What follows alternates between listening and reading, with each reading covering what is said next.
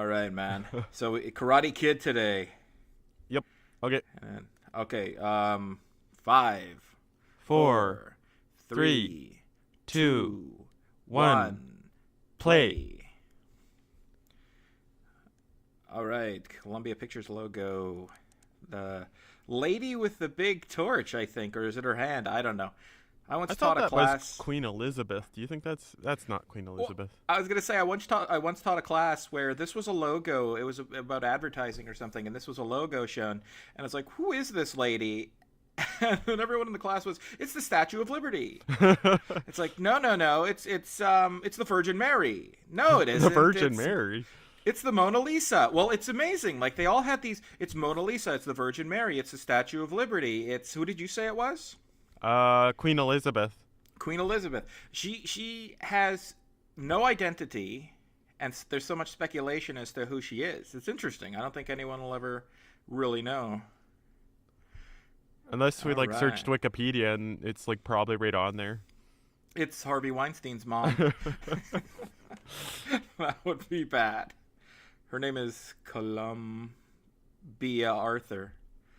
Okay, so they're waving goodbye to Daniel and his mom driving away in a green station wagon. They're chasing. Goodbye, goodbye, goodbye. The scene is about to end. Oh, the title just came up.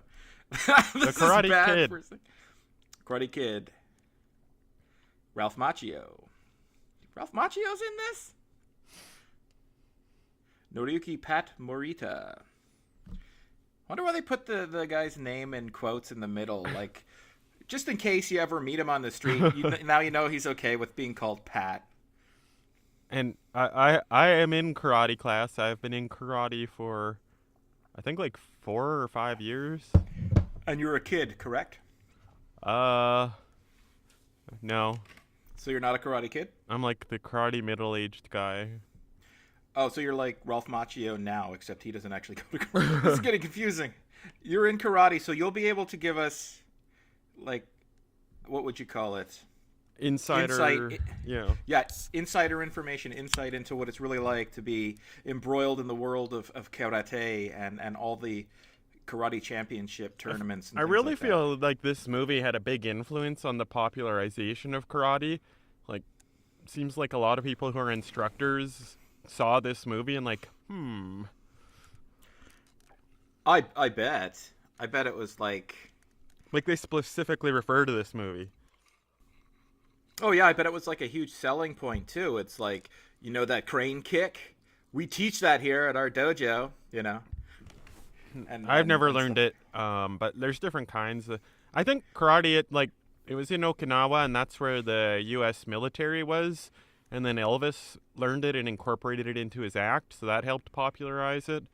And then there's the Karate Kid movie, and here we are today with our podcast further popularizing. The karate is really going to take off after this. Everybody's going to be doing karate. I remember, that's the thing, though. This rubs off on all martial arts. Like, when I was a kid, I loved martial arts, and it was partly due to Chuck Norris, and I'm sure the Karate Kid.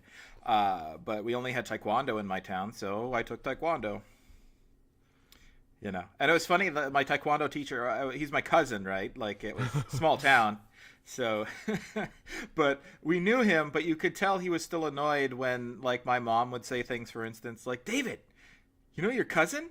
He teaches Taekwondo. It's kind of like what Mr. Miyagi did in the Karate Kid. It's like, no, it's not. And I show up with karate books, like how to do karate, and he's like, you shouldn't be reading those. Oh, It's yeah. I'm sure there's overlap. Oh, yeah, it's Daniel's mom. She's got a real funny way of talking. Does this movie have a Spielberg exposition to explain why he's so good at karate? Doesn't it at some point? It's like, yeah, I've been in karate for 6 months or something. No, because he's really not good at karate the whole movie until the very end when all of a sudden he beats everybody. Spoiler alert, he sucks at karate. Every Karate Kid movie, it's the same too.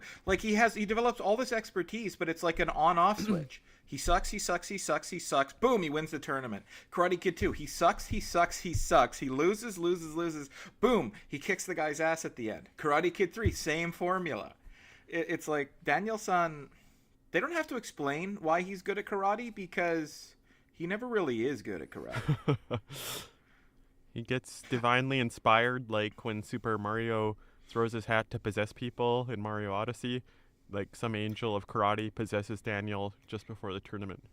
That's exactly what happens. That's his headband Oh, comes no alive. exposition, huh? I was gonna say though, what was I gonna say? Oh shit, forgot. But to the credit of the movie, there's exposition, but it's nonverbal, right? Like exposition's necessary. You gotta explain what's going on. But if you can show people, it's fine. And there's the scene coming up where Daniel-san, I'm gonna be calling him Daniel-san too. I'm gonna burp now, by the way. Daniel-san is watching Mr. Miyagi trying to catch flies with chopsticks, and Mr. Miyagi doesn't catch any, but Daniel picks up the chopsticks and he almost immediately catches a fly. And Mr. Miyagi's slightly annoyed by that, but the movie's showing you it's like he's got some natural aptitude, right, and natural grace and ability. Revenge of the Nerds, right here. This is a universe crossover, because they're both staying in the same hotel. Except, well, I guess the Hotel Coral Essex from Don't Forget the Revenge of the Nerds Part 2, Nerds in Paradise. The Hotel Coral Essex is also renting out apartments on the other side of it. Yep, crossover. This is on screen Frances Bay. She's from Dauphin, Manitoba. Is she? Yeah, well, I think maybe in the between Gilbert Plains and Dauphin, Manitoba, in that region. Like the actress is from Dauphin, Manitoba? Yeah. Huh. Happy Gilmore's grandma, and in David Lynch movies like Blue Velvet. And she is the person Jerry Seinfeld stole the marble rye from in that episode of Seinfeld. Boy, those people were fast friends. Yeah, and yet I don't recall that guy ever coming back. Man, I wish I was thin like that guy when I was young. Well, that's what you should take karate. I wasn't. Or you Oh, not when I was young. Yeah, you're the karate post kid. I was like he's not skinny, like he's skinny clearly, but he's also kind of that lanky, like longer arms and then torso. Like Marfan syndrome or whatever. But when I was in Taekwondo, I was like super skinny, and then I quit, and I immediately started to get chunky. Like I noticed like a marked like why are my calves and my legs so big now? They're like footballs. You mean after or while you're in? You had foot like muscles or like fat from? No, I was like a string bean. Oh, I see. And I was like super flexible, and then I quit, and like within a few months I was like, whoa, I've got like this thickness on my arms and my legs and stuff. Yeah, it's good exercise. Man. It's really good. Oh, here's where he sees Mr. Miyagi. This is also like across from where Booger meets his master in Revenge of the Nerds Part 2. Oh yeah, Edward Po Wong. James Hong is in that movie. That can't be coincidence. They must have ripped that off from this movie. It probably is the same set. It was a wholesale ripoff. It wasn't even a parody or an homage. It was just like it was parody to the exact definition of the word, like pairing up one scene with another. Except he would not catch flies. He was good at burping. Yeah, and like he would hawk loogies and stuff. But it is funny that they stayed at a hotel that had a shitty pool like that, too. That weird little mister, that brass thing that's in the foreground. My mom had that exact same thing at home. This is in the days before Nintendo. Oh, no, it's not. Nintendo existed at this time. 84? I guess it existed in Japan. Soccer. There's no goals. Just take that ball all the way up the beach. That's really good exercise, though. Not as good as karate. Is this the 80s? Because I can't tell. But, like, look at the shot, man. It's like Daniel just leers at her very awkwardly, and it's like, let's get a shot of Elisabeth Shue between Daniel's legs, like Mrs. Robinson style. Daniel's showing her what he's got. Oh, cramping my style. Do you think that's real sweat or is that like sprayed on sweat? Um, I don't know. That's a weird sort of thing, right? Like, I guarantee you that scene required a lot of takes. It must have. He had to do that stupid hacky sack with the ball, and she had to get up on cue, and the guy had to come and run and kick the ball away. He probably got really, really sweaty, or he didn't get sweaty at all. So he probably didn't get sweaty at all. He's just in good shape, and they had to add it. I'm guessing they had to add it. How come? Did you see the way she was staring at you when we could see her staring at you through the crotch of your pants because that's the camera angle the director decided to use? Let me tell you one thing. As a guy who just made some delicious burgers, those buns are not fresh. Those are store-bought buns. Let me tell you something. We just watched Jason Lives, and we did a commentary for it. The guy driving the RV in Jason Lives is the guy with the leather jacket holding the hot dog. Really? So, yeah, movie crossover. Did you know that, or did you do homework, or did you just know that? No homework done. I recognize that guy from Jason Lives. Holy Christ. Oh, there's the bad guys. How do you bounce the ball on your knee like that? Well, you just bounce the ball on your knee. Oh, thanks for the lesson. Yeah. Cobra Kai. And one of these kids is the son of a famous actor. I want to say Steve McQueen.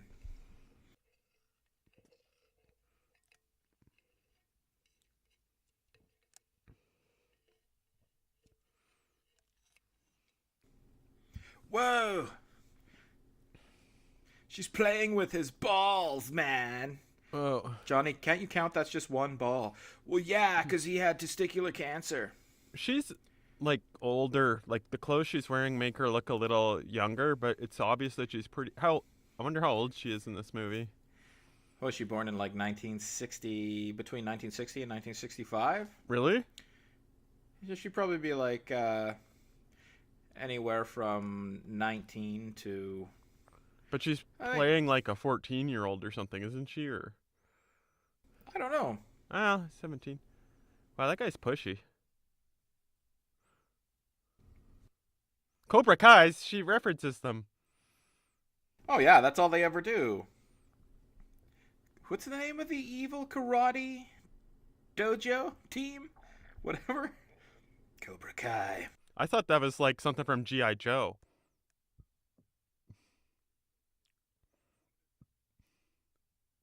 Oh, no, Cobra's the guy. I don't know. I don't know anything about G.I. Joe, really. Whoa. This is see. This fight sort of shows the contest between DVD encryption standards and the Norwegian guy who broke the DVD encryption standard. So the tall guy's the Norwegian guy. Come on, DVD. Boom! Take that. Thanks for pointing that out to me. Otherwise, I would be at a complete loss to figure out your analogy. But now I know perfectly well what you mean. 40-bit encryption. Take that. Boom. 40-bit. Man, though, he kicked him like right in the crotch. Here's the DVD consortium. They've come back with Blu-ray. He's like, come on, Blu-ray. Boom, boom. And there goes DVD encryption. I mean, Blu-ray encryption. Wait, though. DVD's the underdog. I'm rooting for DVD. Well, the encryption makes it so you can't copy it, right? It's, like, kind of annoying. Oh, I'm not rooting for any of them, then. I was going to say, I forgot, though, Daniel does read books on karate. Like, he's into karate. Yeah, so they'll be back for the Ultra HD Blu-ray encryption standard later. That's Mr. Miyagi. That's the weird thing. Like, imagine someone gave you a job and you're like, I want you to encrypt video. And you're like, what? So no one can ever see it? No, I want people to see it, but I just want it to be encrypted. Well, how do you encrypt something when they can see the final product? Like, that's like saying, I want you to encrypt a letter, but the people still get to see the letter at the end, so that anyone could easily just rewrite the letter if they wanted. Like, it seems like a crazy task. I don't understand the whole process. Well, Like I imagine you like encrypt a photograph, right? Um, but at the end of the day, you want to sell the photograph, so your goal is to make it so people can't copy it, but so they can still see it. But there's always this limit. While they can see the photograph on the screen, they could always take a camera and take a picture of the screen. Like no encryption's gonna stop that. oh, I kind of get it, but I kind of don't care. So I'm just kidding. I kind of get it. Yeah. Well, I don't know. Like CD is popular because there's no encryption. You want to copy, you put it in, you copy it. I kind of wish for physical media they'd come out with a new standard. You could copy that. Yeah, I get it now. It's a good thing you said all that. This wouldn't be a Karate Kid commentary without in-depth analysis. Look at that orange juice. It's not even Tropicana. It's not even encrypted either. I know everything about encryption now. That orange juice is unencrypted. It's just crypted. Whoa. How did that happen? Have I been beating you? No, Ma, you've been great.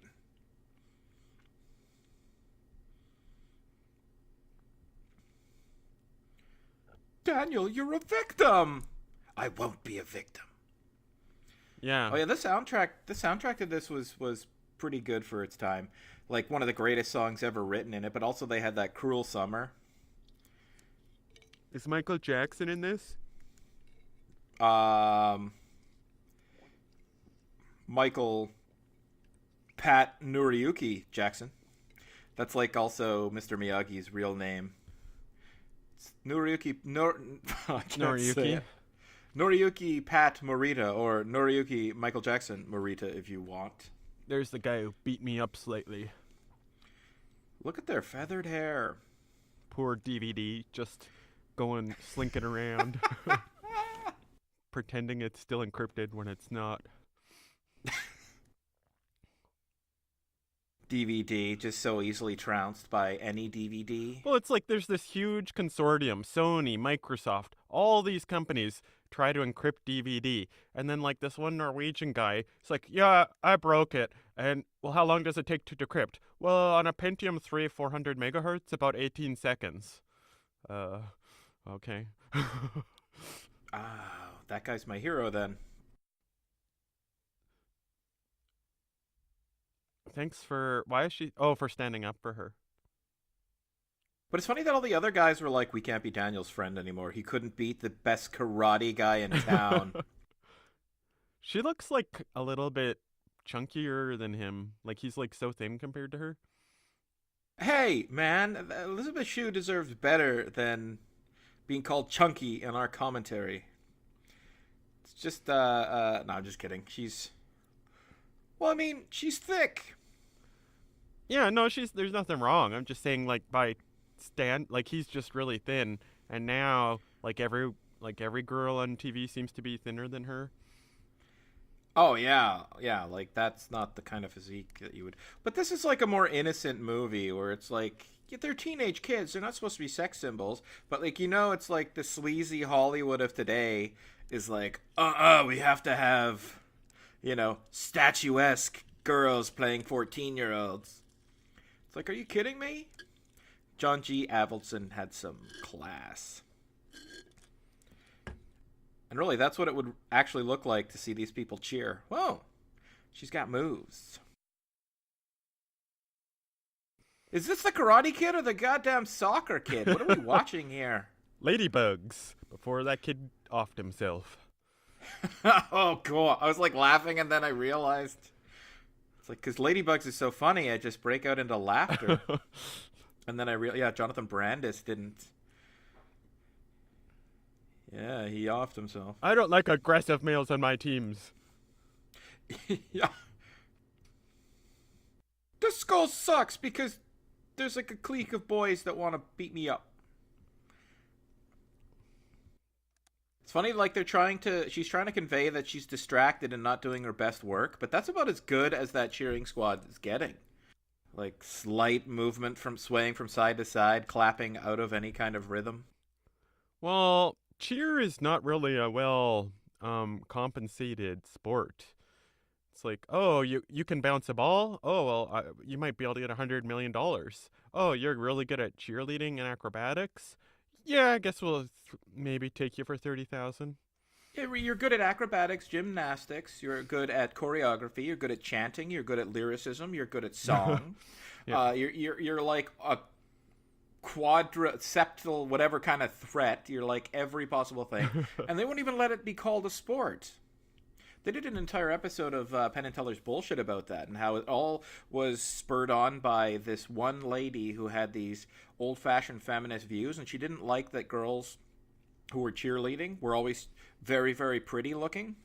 She thought it was objectification, but of course they're very, very talented, but they denied them recognition as athletes. They wouldn't be seen as athletes in high school and university. But if you are under some sort of law, you have to compensate people if they're injured. And so they'd show you cases of like cheerleaders who would break their necks and things like that, and they had absolutely no medical coverage, no help at all. But if you're a football player, you know, you get physiotherapy, you'd get all the surgery you needed, you get everything. Yeah, that lady was probably a demon disguised as a human. Yeah, convincing a bunch of people that pretty girls are evil because they're pretty, and it's like, well, why? Classic Malthus right there. Demon Well, no, like affections. they interviewed her and she was like saying it's like, yes, these nice little pretty girls and their pretty makeup can do all their little dances that they want, but it's not a sport. Like she totally resented them and yet plays this card like it's objectification of women. It's like, oh, is it? If I go, I mainly only am interested in the cheerleaders. I don't care about the sports. I'm not even gonna lie. When I'm watching a football game and they go by the cheerleaders, I'm like, oh, hold on, cameraman. Let's linger a little bit, you know? Like I wanna see this. But it's like CFL cheerleaders because it's always happening in the winter for the most part. It's like 90% of the time they're in like sweatsuits and covered up from head to toe, and they're just shaking their pom poms. It's like I'd still want to watch that over, I don't know, the Tiger Cats. Karate, Mom, karate. I think there's karate over here. Oh, but the Cobra Kais are gonna be there. Mercy is for the weak in this dojo, Todd.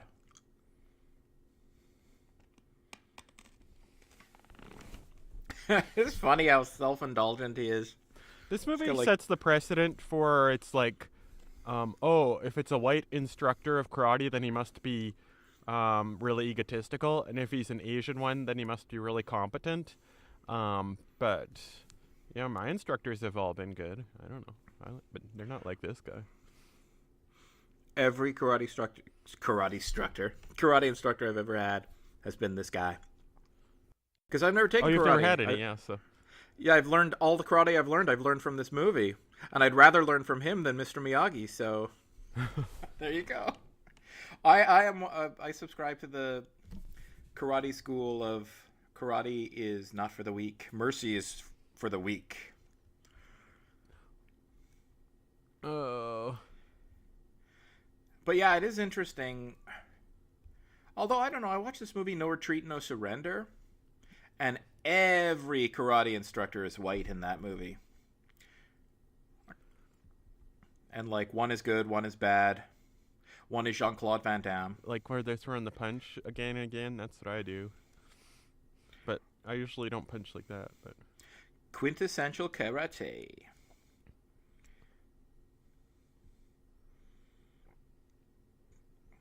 So what do they serve in that restaurant? You have, here's your food with your dinner rolls, and included with the plate is a piece of toast. looks like green beans, steak, and potatoes And it looks like is that a sausage or a piece of toast? that he's holding. I thought it's a wedge, like a potato wedge. Ah, I get it. Are you holding a sausage or a piece of toast? That's what she said. That's what she asked. You know what I noticed? I've been watching The Simpsons on DVD. I've noticed that in several episodes, there's tiny little tears that roll down from Homer's eye that I never saw on the TV, but I did see when I watched the Blu-ray or DVD. Tiny little tears in what episode? The very first episode, like the Christmas special, when Homer's like can't get any good gifts, he's outside the dollar store. He's like, it'll be okay, and then he was like, oh, but there's a little tear that rolls down his eye. Well, that was probably under Matt Groening's instruction, right? Like he says, You cannot draw tears in animation well. Like nobody's ever done it well. So if they have to cry, a single teardrop, very very subtle. Because it's true, like Matt Groening on the commentaries will be watching, he'll be like, "Oh, these tears," and it looks like their eyes are drooling, like it's just like this viscous goo that's gooping down their face. And he's like, "There, perfect, a single tear, all you need," and it really does convey that. But I guess maybe they went a little too subtle if you can only see it on Blu-ray. Also, movies in the '80s, they loved the idea. I just realized I went down a path of generalizing where this might be the only case, but I think it is very prominent. They love dinner time huge glasses of milk. Like, I don't know many people except for my grandmothers who would sit down for dinner and have a big glass of milk on the side. You know, like normally 300 it's water, calories. maybe. Oh yeah, and it's sugar and fat in a glass. Like, that's a crazy combination. Think of how many types of drinks there are where there's a fat content. Just one. Like, no other drink do we consume that's like massive amounts of fat. Whoa. I'd like some olive oil in my tea. Oh yeah, because he was interested in that girl. Well, more like she was interested in him. And then they fell backwards onto each other and her butt landed on his crotch. That'd be like in an anime.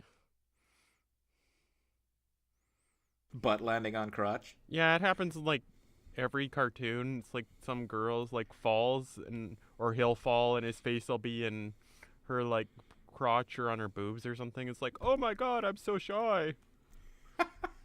So it's like true, like they call it fan service and they call it like other sorts of things, but anime really does go out of its way to have weird inappropriately scantily clad women and that sort of sexualized content. Whoa. That'd really hurt elbowing concrete like that. Oh, maybe it's wood. I think it's wood what he's leaning on, but that seam is where concrete meets the wood. At a good school.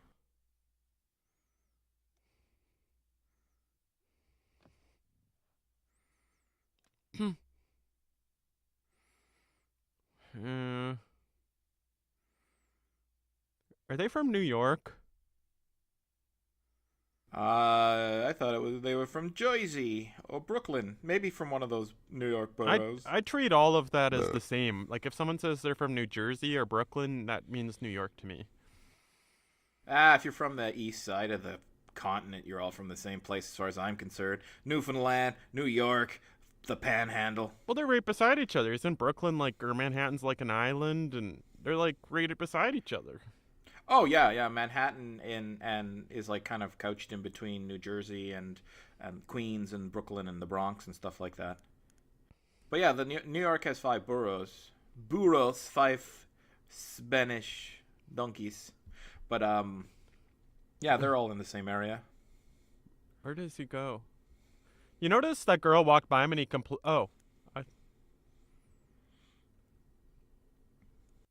them to your forehead, army man. That's how I used to dress when I was in high school. My crazy fatigue pants, my lumberjack shirt tucked in, and then my He-Man pajama top underneath it. Did you say Miyagi Turbo? He said Miyagi. It's the arcade. You can have a word like Miyagi in a movie with somebody named Miyagi. Man, there's that guy and his crew. That guy's always hanging out at school. I just gotta get the top. I gotta get the top camouflage coat to go with my camouflage bottoms. Get off my case, beautiful girl who's very kind and caring. That's another thing about these movies. The way he always meets these girls who are like too good to be true, and they immediately fall for him, but then in the very next movie, they've dumped him. Look at that bike, how it's got that foam protector on the bar. It's kind of like the bike is modeled after a BMX bike that an X Games competitor would use. But it's clearly not designed that way. Like, it's just modeled to look that way, but no kid could ever take it on those types of ramps and tracks and shit. It would just fall apart.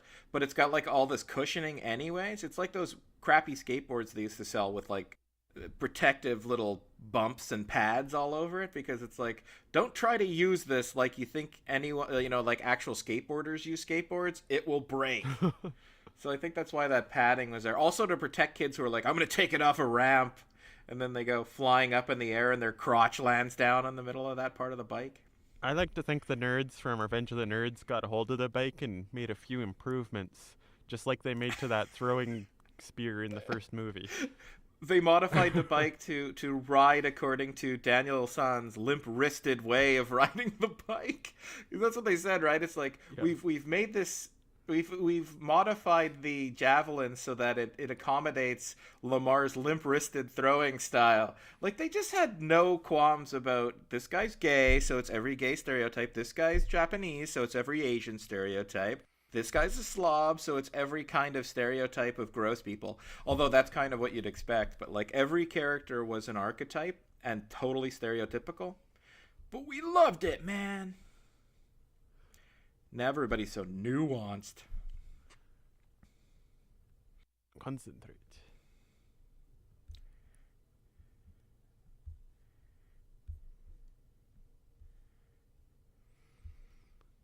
Since I respect Mr. Miyagi, I'm going to have to assume that he's probably sexually harassed or something women too. Because anybody who I like or respect, it turns out, oh yeah, he's harassed 20 people or something. So, well, David Carradine has all these weird sexual fetish things, and I think though he pretty much sticks to himself. It's like, hey, David Carradine, want to harass me? It's like, can I put you on and hang myself in a closet while I masturbate wearing you? No. Well, then I don't want anything to do with you. Put you on. I'm sorry. Are you women's lingerie? Are you a belt I can wrap around my neck? No. Then goodbye, lady. I think David Carradine, it's funny, Hollywood is so bad that in about 20 years, when it's been revealed that there are so many awful, awful people in Hollywood who've done awful, awful things to other people, we're going to look at what David Carradine did and we're going to say, Saint Carradine. He was so pure. All he liked to do was dress up in women's clothing and masturbate while choking himself. Well, I'm assuming someone else was there with him.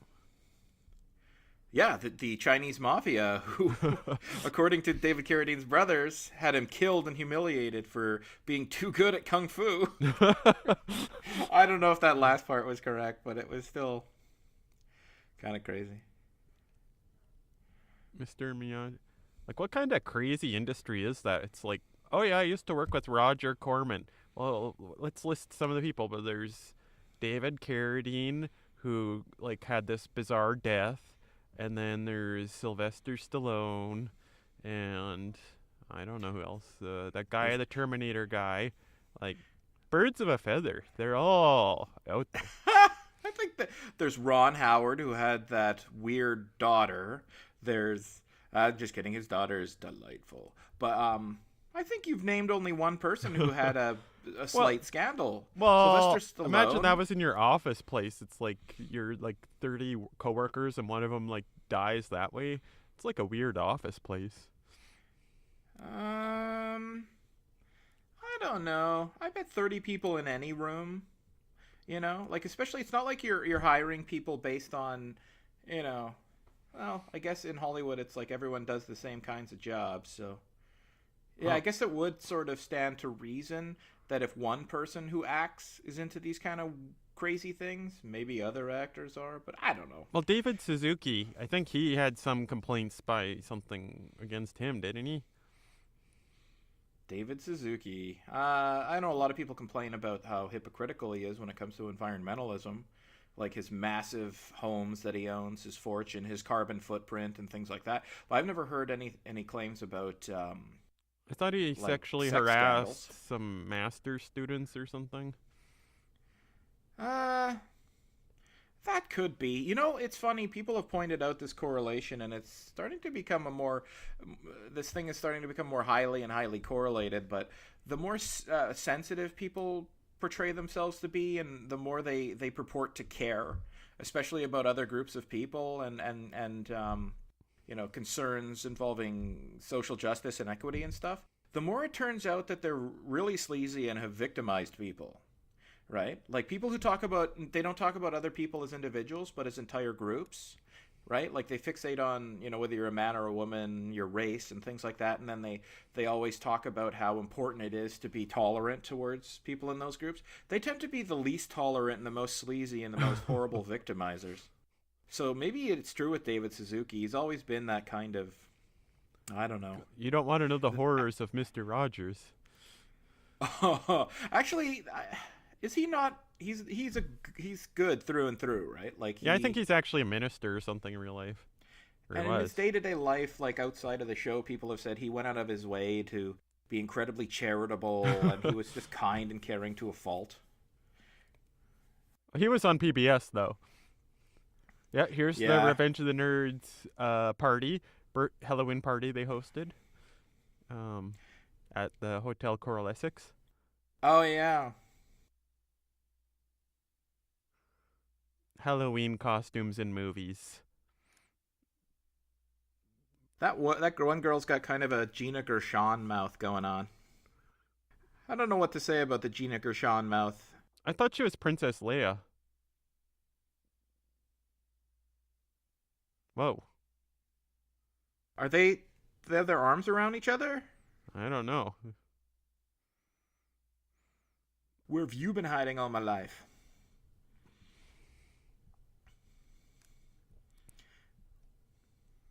In a way, Daniel's kind of shitty to her.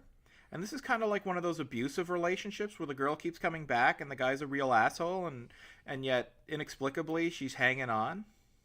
It's like, you've really been looking? Huh? Not hard enough. Goodbye. And then he turns around and the whole shower just brings her with him. It's like, everywhere I turn, it's like I can't get away from you.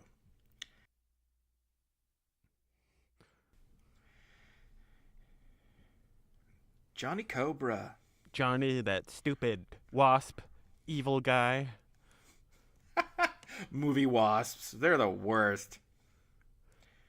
Unless they're women, then they're the ones that are won over by the non-wasps. Crazy Danielson. That must be so weird to have a conversation where you're flirting with someone and you know exactly what they're going to say to you. It's like... Sorry, because you're in a movie with them? I don't know, just weird. It's like pretending this faked intimacy. It's like, I don't know.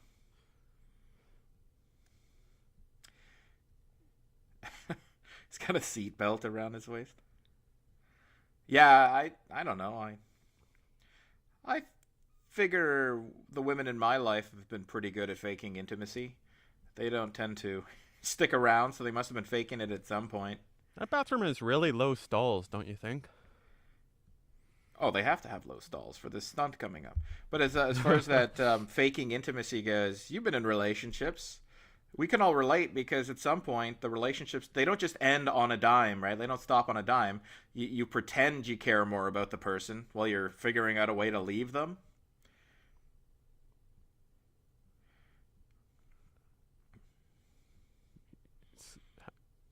Here it looks like the aliens from Babylon 5. Daniel's son? Yeah, that costume. There's these aliens that look like that. This kid's bad. He's smoking a joint. Yeah, Johnny also does drugs. Today, he'd be doing heroin laced with fentanyl. Or fentanyl, whatever it is. Heroin laced with fentanyl? He'd be smoking crack cocaine in cocaine. My joint! Hey, Johnny, what's up? The guys who do the Everything Wrong With trailers would call that racist. They did when the same kind of character was in the Terminator. Yeah. Hey, she is the Columbia Pictures girl. That's who she is for Halloween. Oh, I love this scene when I was a kid. This is what I remembered most about this movie. The skeletons chasing him and then jumping over the fence, and then you'll see. seems like this was ill-advised on Danielson's part. He should have just stayed at the dance. Like, are there no chaperones there? Like, that kid would he just run to a chaperone and be like, people are trying to kick my ass. Instead, he runs into a vacant lot. Yeah. Do you guys want a knife? You know what's funny, though? It's been established that since Daniel threw his bike in the trash, Mr. Miyagi has been following him everywhere he goes, watching his every move, right? Because the bike was fixed and left for Daniel at the exact point he comes up those stairs every day, and now Mr. Miyagi is here. Mr. Miyagi's a bit of a stalker. Whoa.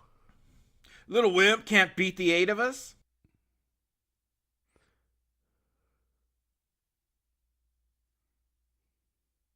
You had to push it to the limit. Well, now I'm going to test your limits. Whoa. How about a front kick, John? The only thing that can fix this is karate. Show us your whole repertoire, Johnny. Oh, yeah, right from the start, they established that kid is, like, kind of conscientious. But it's funny that this kid's conscientious, but he's, like, still got some sort of... Like, Johnny, it's okay to kick him about 2 or 3 times, but after that, he's had enough. Well, I agree with his rationale. He did, But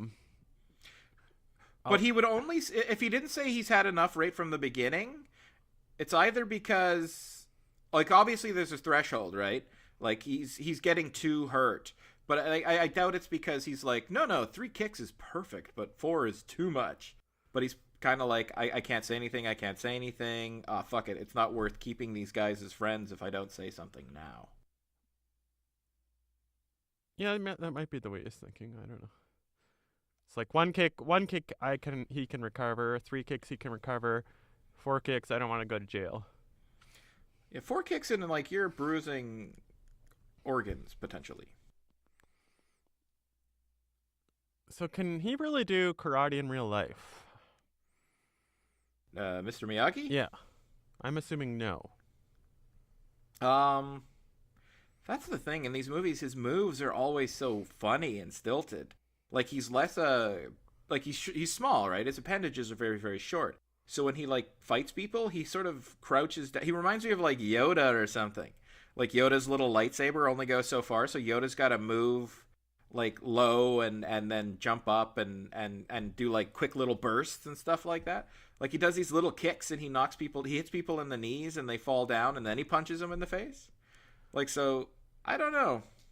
Maybe his karate, like, because his karate would have to be, it would have to accommodate his small frame, but at the same time, maybe it just looks so odd because he really doesn't know how to do karate. Well, like David Carradine, I used to think, oh, he's really good at kung fu because I was an idiot kid. As long as he's punching in slow motion, he looks just fine. It's like that he's not punching in slow motion. That's as fast as he can throw a punch. But David Carradine bought into the idea that he could actually do kung fu. Like, there's VHS videos of him teaching people kung fu, aren't there? I don't know. I remember he'd put out, like, candles with his fingers, or he could, like, move his hands to blow candles out, and I would try doing that because that's like, whoa. I don't think I was ever able to do that. David Carradine knows how to deprive things of oxygen, that's for sure. I guess that's true. Yeah. He snuffed out one big candle, and it was his last. I only know fish and... I only know how to do 2 things, fish and karate. Well, how do you make a living? Oh, I'm a handyman.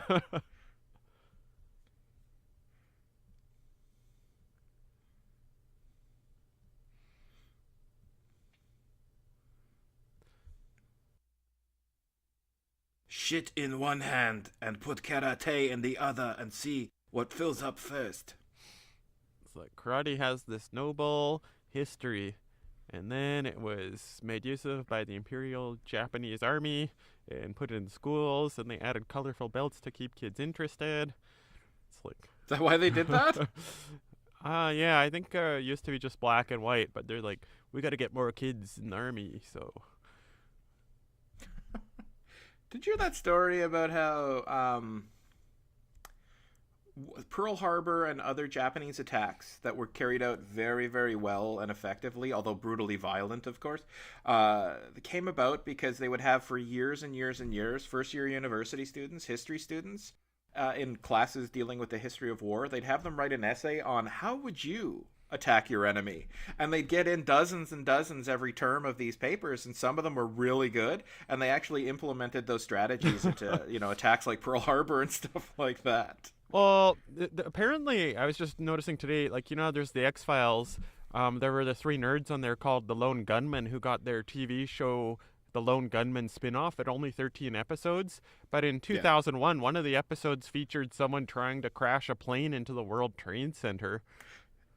Yeah, and it put their episodes, they had to pull that one, right? Or they had to re-edit the episode so that scene wouldn't have been included. I don't know what the history of the scene was, but it was like, what? That only had 13 episodes, and 6 months later someone did that?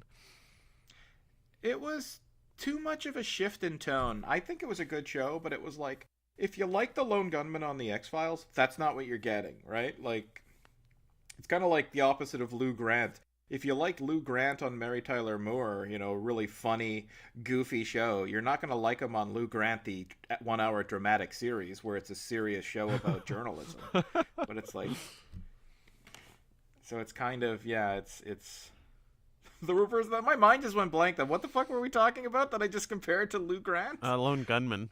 The Lone Gunman. It was such a goofy show. It was straight up comedy, right? But it was 1 hour. But, I'm losing my train of thought because I'm getting text messages on my computer screen as I watch this now. I hate that feature because I get the messages on my computer and it doesn't go to my phone. Yeah, that's what I don't like. I don't like when it comes on my phone and not my computer, or my computer and not my phone. Yeah, do both. This isn't rocket science. Do both. Yeah, it's like I'm having a conversation on my computer and I take my phone in my pocket to go cook dinner in the kitchen. I come back and there's a bunch of messages. Or there's like a message on my phone and I go to my computer to answer because it's easier to type on a keyboard. And it's like, oh, it didn't come through. Yeah. God damn it. Here. This is... Karate's never there.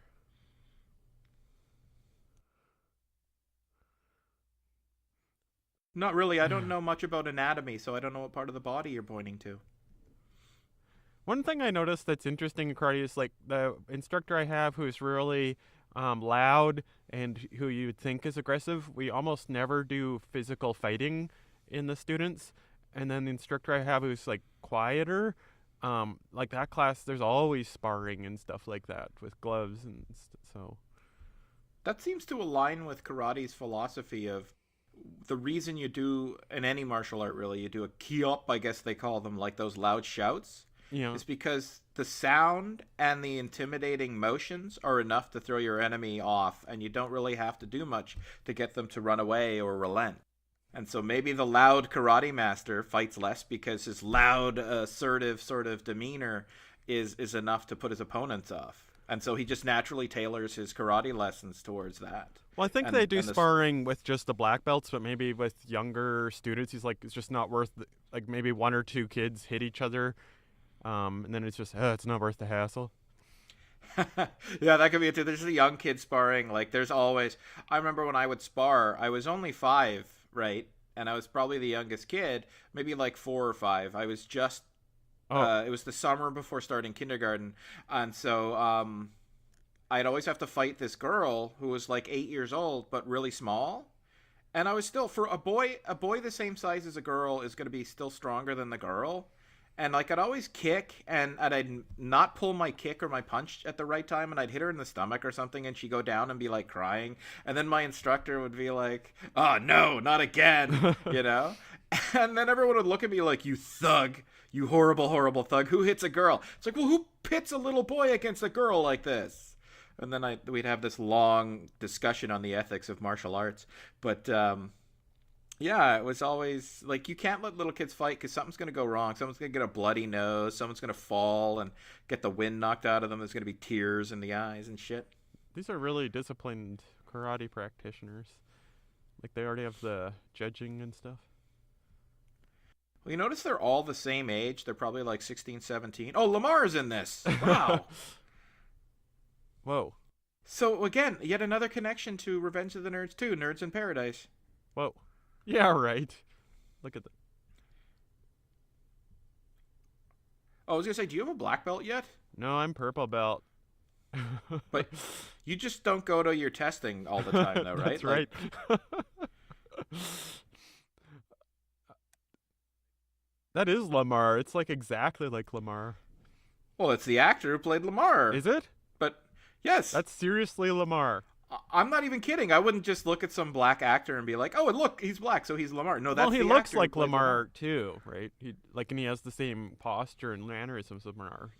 Well, like he's. It's funny that Lamar is in the Adventures of the Nerds, the Revenge of the Nerds. Lamar is gay, so he has that posture. In this, that guy has that posture because he was just kicked massively in the stomach. Well, these are Like with very clearly mutual universe. Like,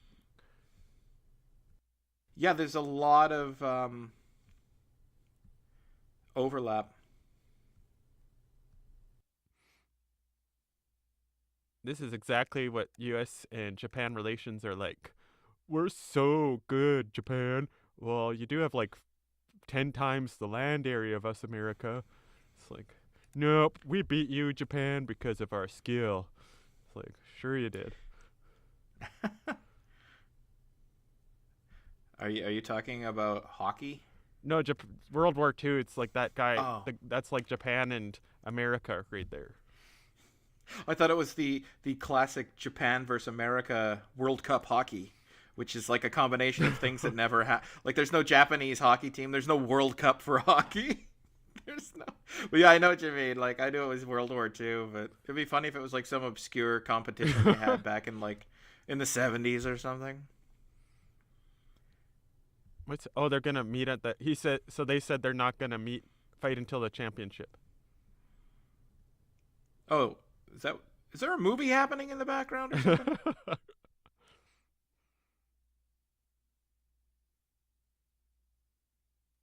Is he I'm not paying attention, but is he racist in this one too? Like in Karate Kid 3, he Terry Silver, his other karate friend, and John Kreese or Kreef or whatever his name is, him, he and the other guy, they're so racist against Mr. Miyagi. Like they just use constant racial slurs and epithets. Hmm. You're really into the Karate Kid trilogy. I only like the first one, and even that, you see the first two movies as connected. But I'm an anti-sequel person, so. Oh yeah, and I remember watching Karate Kid Part 2 with you. I think it's perfectly fine sequel, and they have to up the ante to a degree, so it becomes this fight to the death, which you don't believe it's going to be to the. But anyways, I remember watching it with you, and you like walked out of the room at the last scene. It was like you hung in there to the very last scene, which is the big climactic fight, and you're like, well, I'm going to bed. Good night. Yep. In Harvard University, Bill Gates, Steve Allen, and Steve Ballmer were all roommates, and magic happened called Microsoft. And there was another magic time, and Brandon, Dave, and Jeff were roommates, and we went on to make this. So. Gave us the idea to talk while a movie was on.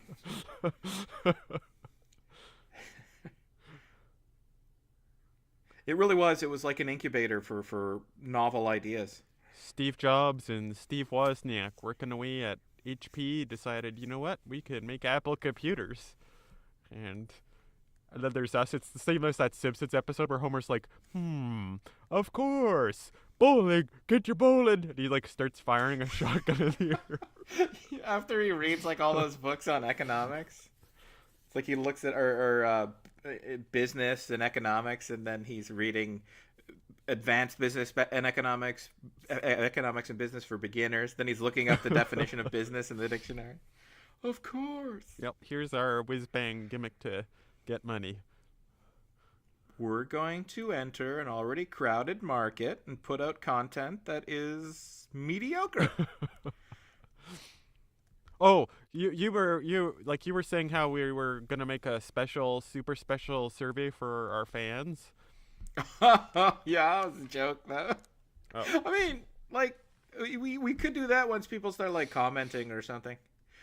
Or no, we don't have to do that. I just talked myself out of that idea.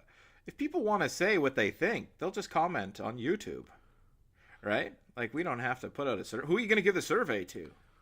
Well, like one thing we should probably tell everyone about to increase our viewership is if people find it too confusing to search for a podcast on YouTube, all they need to go is www.wave64.com and it'll bring them right to our channel.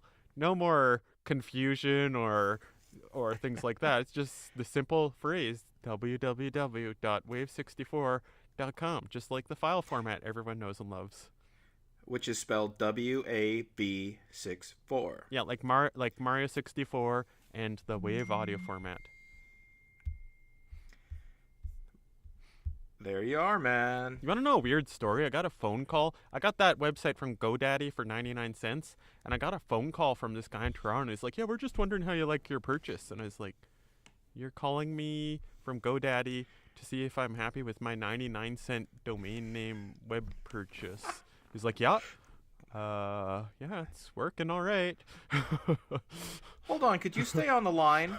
It's like, oh, this is a long-distance phone call. Yeah, I just want to extend the lack of efficiency of your organization for as long as I can because, I bought a 99-cent domain name. I obviously don't, like you fulfilled your end of the bargain. It's mine. Yeah, like imagine I've bought how many TVs? No, Sony's never called me about my TV or my PlayStation. Nintendo's never called me. They actually act irritated when you called them about their broken Wii U that didn't work very good. So yeah. What's that? Broken Wii U? Yeah, you had that Wii U and it was like a 4-hour update on Christmas Day or something, remember? And then you're like, did I call them? It's funny you keep reminding me of things that happened, and I'm like, how'd that happen again? Like, explain my life to me. No, that I didn't have to call anyone. It was the internet service that was just so slow, and coupled with the Wii U's ridiculous requirement that you have to update for several hours as soon as you take it out of the box. But I was super frustrated that night. Yeah, like my internet cut out, which it does when you have rural internet service. And I thought, did I lose everything? And miraculously, it came back on and it continued to transfer everything for me. But yeah, I was yelling, swearing. These are all Mr. Miyagi's cars, right? And he's like really rich or something, is what they say in one of the other movies. Yep, in Big Trouble in Little China, they tell you that he's really, really rich. He's got property all over San Francisco, Chinatown. Except that's Egg Shen, not Mr. Miyagi. But that's probably the same universe, because this is San Francisco, isn't it? No, I think this is Los Angeles. It's pretty well known that Los Angeles is controlled by the devil and or demons. Well, it's like people always talk about Los Angeles as far as like the location goes, it's nice, balmy, warm, nice view of the ocean, nice view of the mountains, nice view of the palm trees and shit like that. But the people there, yeah, like that's the thing. Traffic's bad and everybody is evil to their core.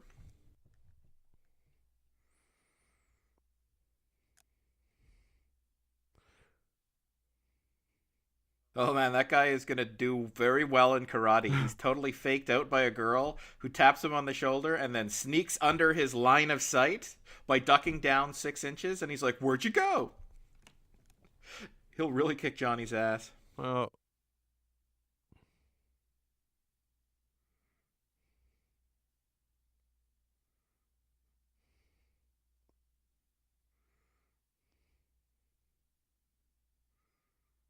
That's an interesting contrivance, right? Like, why would the sensei say that? What difference does it make? But also, why would Johnny oblige him? It's just so the audience would be like, that guy's gonna kick his ass. There's gonna be no tension. It'll be 40 minutes of training and then they fight, right? Like, but in real life, Johnny would just keep beating his ass over and over and over.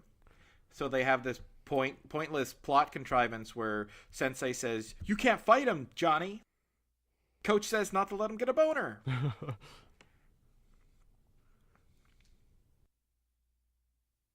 she looks way older than him. Don't you think she's like 5 years older than him? Elisabeth Shue?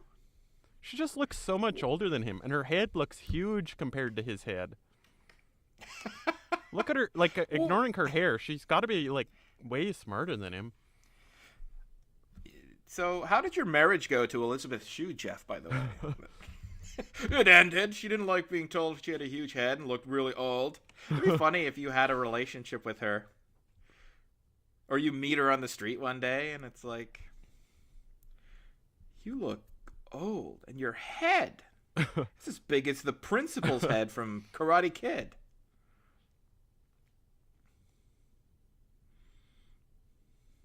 Was he a math teacher? Was he a teacher? Oh, he's not the principal. I don't know who he is. Oh, Come on over here. Let me grab you by the arm and hustle you into some confined space. My name's Harvey Weinstein.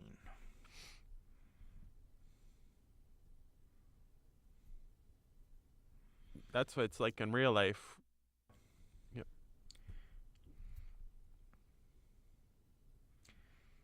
And of course, he'll have to deal with the parents who show up at the door who are typical wasps themselves. Yeah. And who might you be? Who is that? Is this a party she's throwing at her house? Holy. Holy what? She has huge boobs. I was gonna say her boobs are as big as her huge head. It's like she's got two of her heads on her chest. And she looks so old. Oh, that was the parents in the car. Yeah, I've clearly got out of my way to establish that I think she looks older, so it's okay for me. I'm afraid of like slips and guffaws or something, so like just like that. But I've already made it okay because I've established she's like 19 or 20. So She looks really old to me. Yeah. Pretty big boobs for a 13-year-old, wouldn't you say? it's like totally, they're just like Booger. I am like Booger today. It's like haven't gone outside hardly. I'm in sweatpants and a sweatshirt, and it's got like orange juice stains on it. Orange juice stains. Non-encrypted orange juice stains. I've been eating lunch a lot of Japanese oranges, Mandarin ones. The real kind, not the Mandarin ones from Mandarin China. Oh yeah, Japanese mandarin oranges. I never even thought about that. They're like What the hell? expensive. They're good though. This particular batch isn't too good, but I had to check the boxes because sometimes people will swap them out and then they'll keep like put the Chinese ones in. And but I was too smart for them. You can tell though, right? Like the Japanese ones have really thick peels. Like they almost come off in like one piece, and the Chinese ones are really thin and hard to I peel. don't. Yeah, I don't Sometimes. know. I think the Chinese ones are like got lots of chemicals and stuff. Chemicals. You should be so lucky. So, is that a standard station wagon? Because I thought only standard automobiles could be started that way. Wait, so let me get this straight. So one of them is rich and one is poor. I wonder if one of them's from the wrong side of the tracks. Single mothers. Yeah. But okay, so that's a standard transmission, but she was going to sit in the middle? Like, how is that going to work? She's sitting on the shifter? I want to know who told this actress that she had to stuff her bra. Like who went out of their way to make the decision? Yeah, you got to stuff that girl's bra. Maybe she's just got heavy Elisabeth Shue head-sized boobs. I don't know. That is like the biggest padding I've ever seen. Well, she is kind of a thicker girl. Hey, man, she's Elisabeth Shue, all right? She's perfect. Look at, she's giving Daniel a boner so big, it's the size of Elisabeth Shue's head. Look at this date. It's like the $250 date. You think so? Well, they went go-karting. They went, like those photo booths are about $5. This was the 80s, though. This was when, a dollar would go a lot further. For $1, you could go karting, you could get your photo taken in the photo mat, you could go on the bouncy castle, and have enough money left over for a bag of chips and a Coke. Yeah, that was See? the Cold War era. Golden days. Yeah, everyone was a little on edge, a little scared, but man, were they spending, spending, spending. Actually, they weren't. They were saving, saving, saving. Holy shoot. Whoa, yeah, I just thought I'd pull up and give you a taste of what you could have if you were a guy with a guy like me and not a guy like that. Having fun at Echo's Pizza and stuff. Holy shit.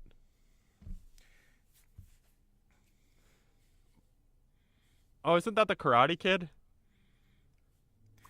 It's funny. You mean like, isn't that the bad Karate Kid?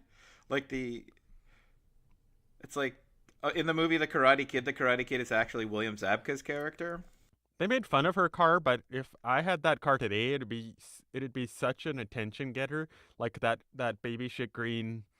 Um, Yeah, man. Baby shit green family truckster. yeah, like you wouldn't see that driving around. That's like all the cars in this show are pretty old.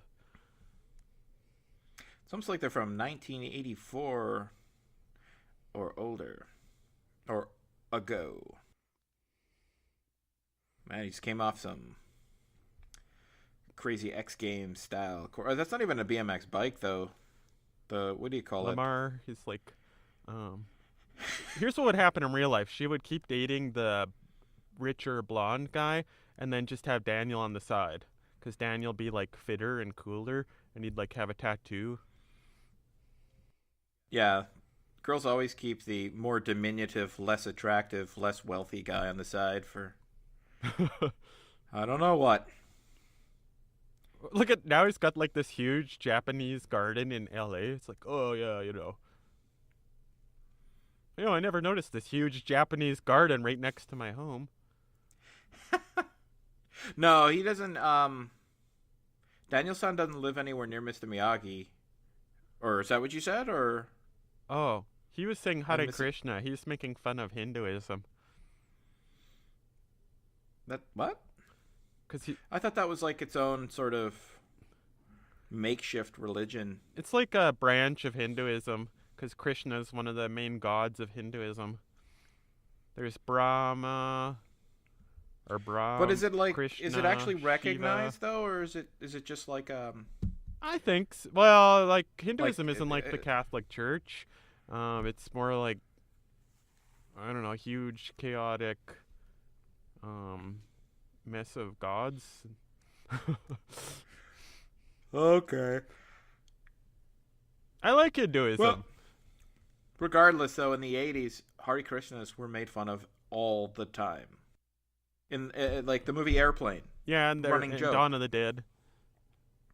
Dawn of the Dead, the Hare Krishna zombie, Stripes, the when they get their heads shaved after getting to the army barracks, Harold Ramis makes the joke. He goes Hare Krishna, Hare, and he's like making fun of John Candy.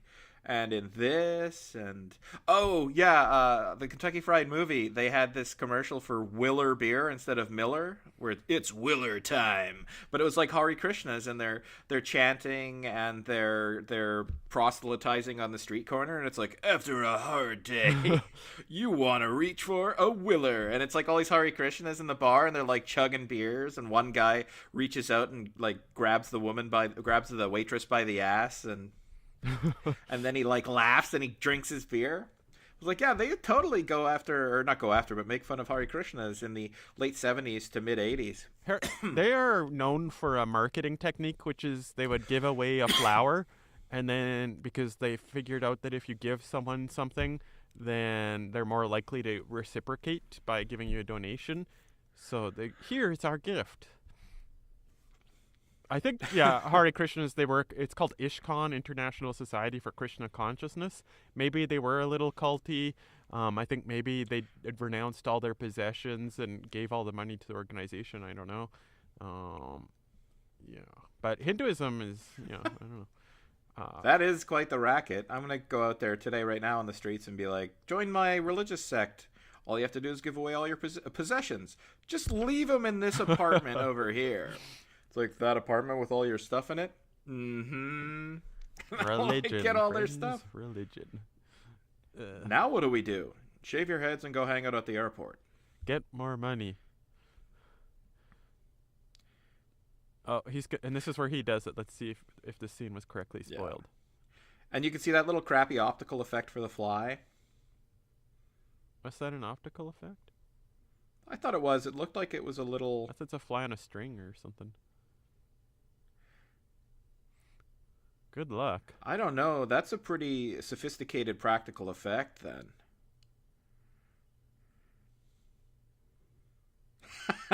That's so funny, man. Also, there was a Woody Allen movie, Hannah and Her Sisters, in the '80s, where he gets he thought he had a major health concern, and he gets a clean bill of health, I guess. But then he wants to live his life right, so he starts considering all these religions, and he was considering becoming a Hare Krishna. Well, Hinduism in some ways is like the best religion because it's like, well, there's an infinite number of worlds and the universe is eternal and there's constant cycles. So like when physics says, "Oh, you know what? There's a galaxy and it's got 100 billion stars." Hinduism's like, "Yeah, we're fine with that." But Christianity loses its mind. 100 billion stars? How could Jesus visit 100 billion stars? Oh yeah, and then there's 100 billion other galaxies, and there's all these multiple dimensions. The universe is 15 billion years old. And Christianity loses its mind. Judaism loses its mind. Even Islam has problems. But Hinduism's like, why? Meh. Why is it though? You said that before. Like Christians have it, the idea that Jesus had to visit everywhere. Why is that a part of the Bible? Christianity can't deal with that because like the creed is that God only had one son, that God only manifested in the physical universe one time. So all of the other planets have to be empty. There can't be a bunch of intergalactic Jesuses. It doesn't make sense with Christian theology. Oh, so if the other planets have people, Jesus had to go there to. Yeah, it's just not addressed. And it's not like this was a secret from, like, there were philosophers like Pythagoras and them were saying, oh yeah, all the stars, those are the same as our sun. There's tons of other planets. But the church sided with Aristotle or adopted Aristotle's teaching. Nope, Earth's the center of the universe. So Aristotle was so dumb for somebody who's so influential and taught so much today still at universities. Well, I think that you could see how it would be beneficial to say the Earth's the center. Like, it's very comforting from an ethical, like, it's good from an ethical standpoint. If the Earth's the center of the universe, then the gods can be paying attention to humans, and then what we do matters. So, it makes sense to be a good citizen. But if you have all these planets and stars, it's very demoralizing. No, because you don't have to be at the center of the universe to be the figurative center of the universe. We're just more important. It's like, oh, you want me to sign up for the Roman Legion? What do I get? Well, you get to carry one of these stakes.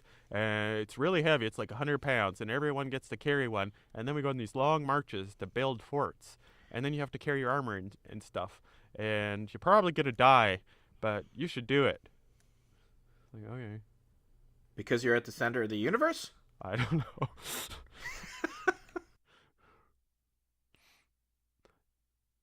Yeah, but yeah, anyways, Hinduism can handle multiple planets. Christianity, not so much. But India is like a garbage dump country. It's like, I think it's because their religion's too successful, so they don't try to earn money or something. I don't know. It's garbage dump country? Yeah, they have like stalls, like instead of toilets, like they just crap on the ground. Like people just go and crap at these designated spots in the ground.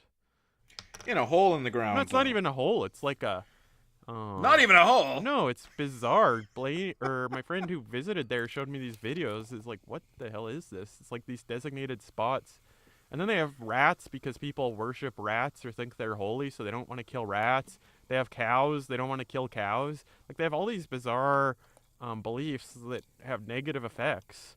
But at the same time, they have this great religion. I don't know. Yeah. I heard that Buddhists are actually starting to persecute Hindu people in India. Like it's becoming a real problem. Like there's rifts in among those religions, the same as you would see among Muslims and Jewish people in like the Middle Eastern and like Israeli regions. The pacifist Buddhists and the pacifist Hindus. It's like, I'll be reincarnated. I don't care if I go to hell for 6,000 years. I'm gonna kill this motherfucker. I guess.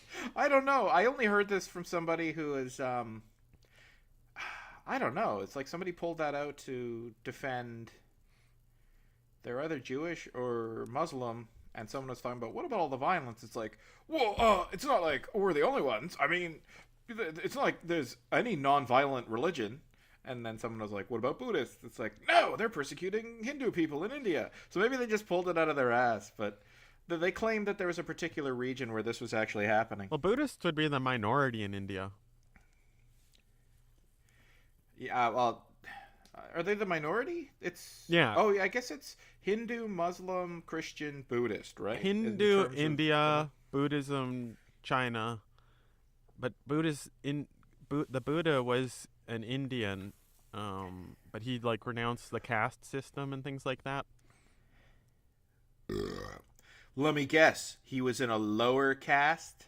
No, I think he was the rich caste, but he just got depressed because, like, even though he's rich, he would still get sick and die.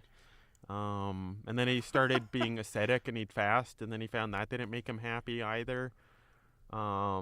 But yeah, I still prefer Hinduism to Buddhism just because Buddhism focuses on the Buddha. Although some versions of Buddhism say there's lots of Buddhas. I guess it depends on the kind of Buddhism. I just don't focus on any of those. I don't care about religions. I'm not anti-religious, but I don't need to take the time to learn about your religion. I got video games to play. You're like, nonsense, and then you move on, and you were right. Jeff's like, but No, what if it's true? Then I could get... I don't think it's nonsense. I just would not have the time to observe that. Like, I'm thinking about my life like, man, it's all I can do to play video games in the evening and take some time to record these audio commentaries. I've got so much to do. I'm a PhD student. I got to learn to do several important mathematical proofs and then do an exam next month.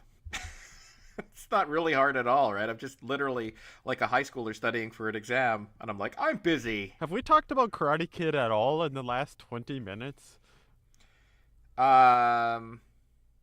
If Mr. Miyagi is a Buddhist, then indirectly. Oh, yeah, we got on this because of Hare Krishna joke, yeah. That's okay.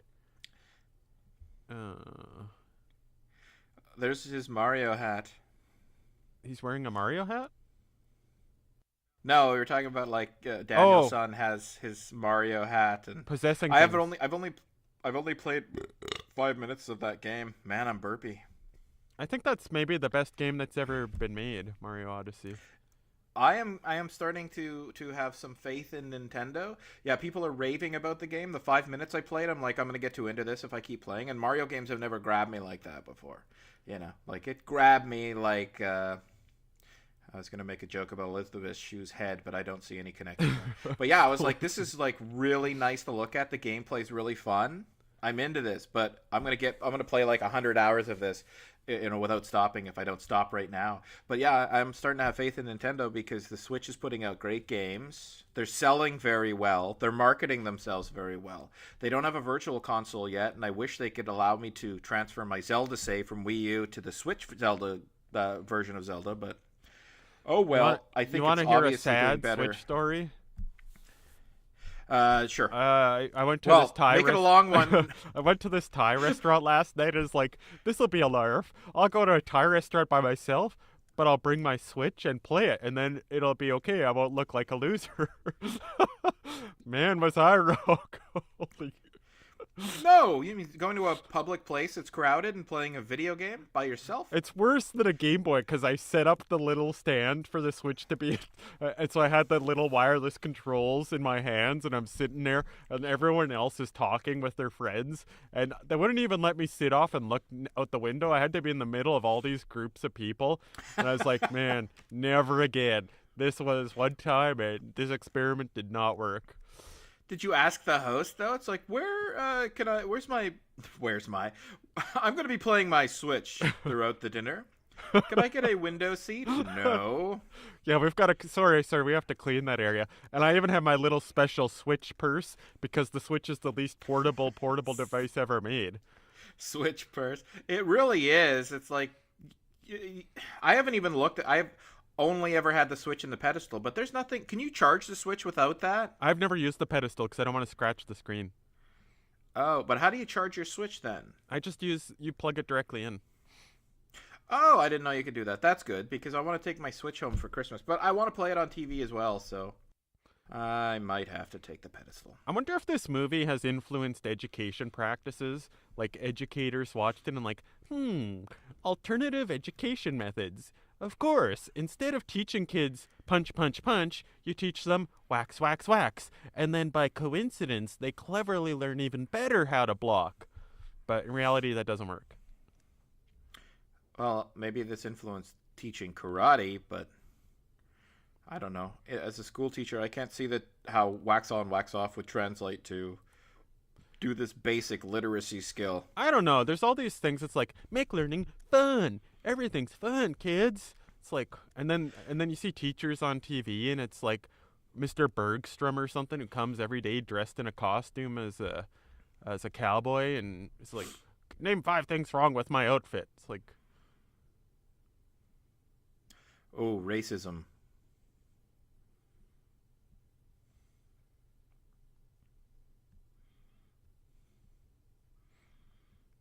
Man, it's Durant from Darkman. Help!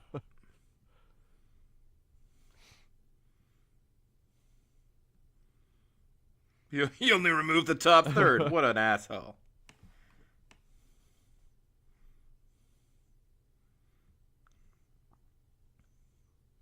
Oh yeah, that's like the humility of Mr. Miyagi. he broke the laws of physics. But it's funny, like, who calls a Japanese person a nip who isn't somebody who's bitter and fought in World War II or something where you'd hear all of the racial slurs? Yeah, that guy's like, the other guy's like, man, where did you learn your manners? When I was in a POW camp and they were torturing me. But really, though, like, that, the guy, anyone who would say that would probably be 65 years old at this point, right? Like, it's not, well, I guess if you're born in 1920. Yeah, you'd be 65. This movie's made in the 80s, 84, World War II, so 40. Yeah, he'd have to be 65. His dad could have been in a POW camp. I don't know. That guy could have been 65. The guy at the truck? Yeah. I was going to say, that last scene, though, Elisabeth Shue almost blew that take. Like, she turns around and she's like, see you, Daniel. And she turns around right into that soccer ball and stumbles over it, but kicks it at the last second. That's acting, boy.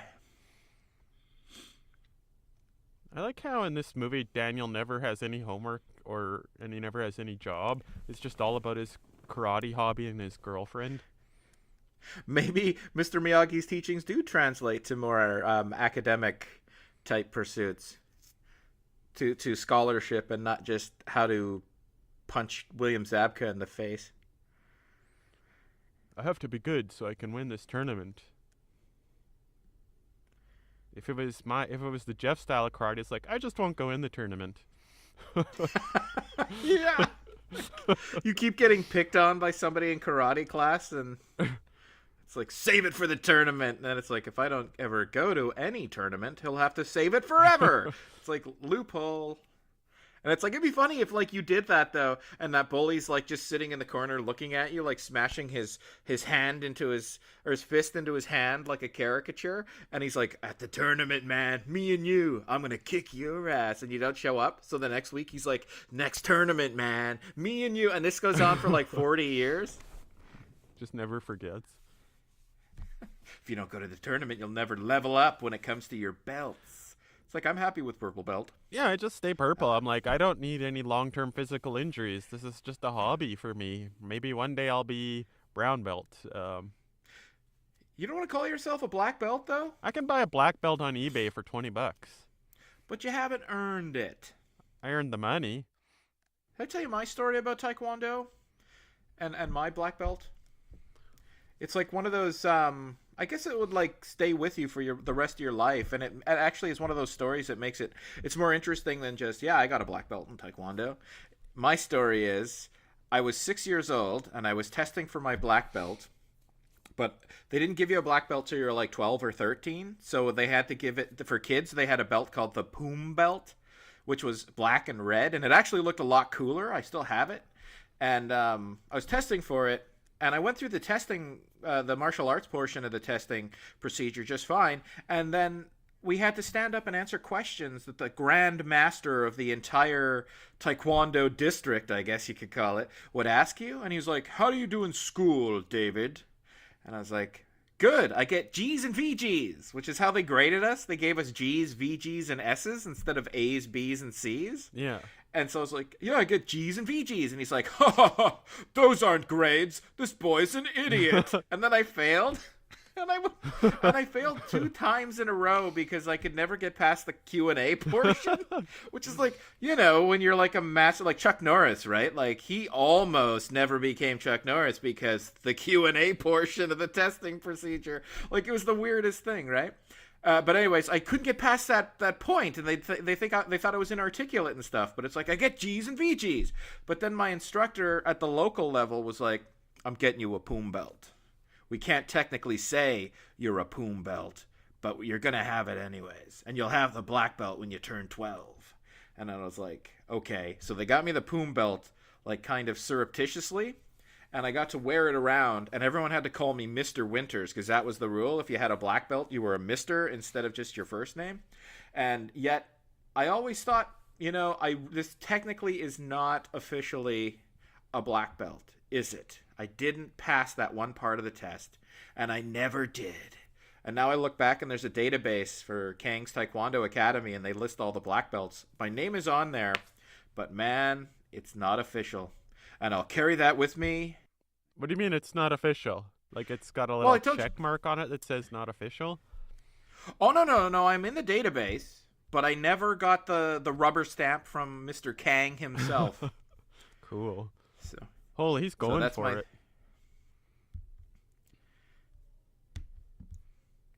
Wah, wah, wah, wah, wah. Whoa.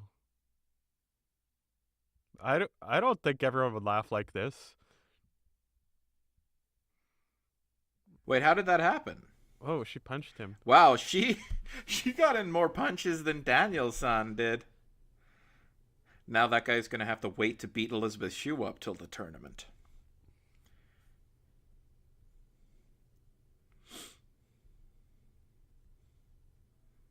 This movie is where America found its peace with Japan and finally forgave itself for dropping 2 atom bombs on its cities.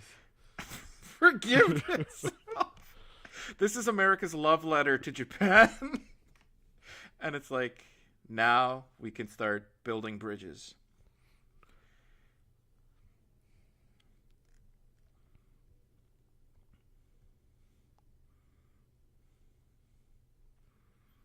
That's the problem with being Japanese and being authentically Japanese. Like, their furniture is very, very scant, right? And that's fine, I guess, for the most part. But what happens when you get wasted and you just want to, like, lay out on the couch or something? Like, he's like, "Daniel-san, now I have to face you. I have to move around and kneel properly on this crazy pillow." If we were sitting in chairs, I'd just turn my head.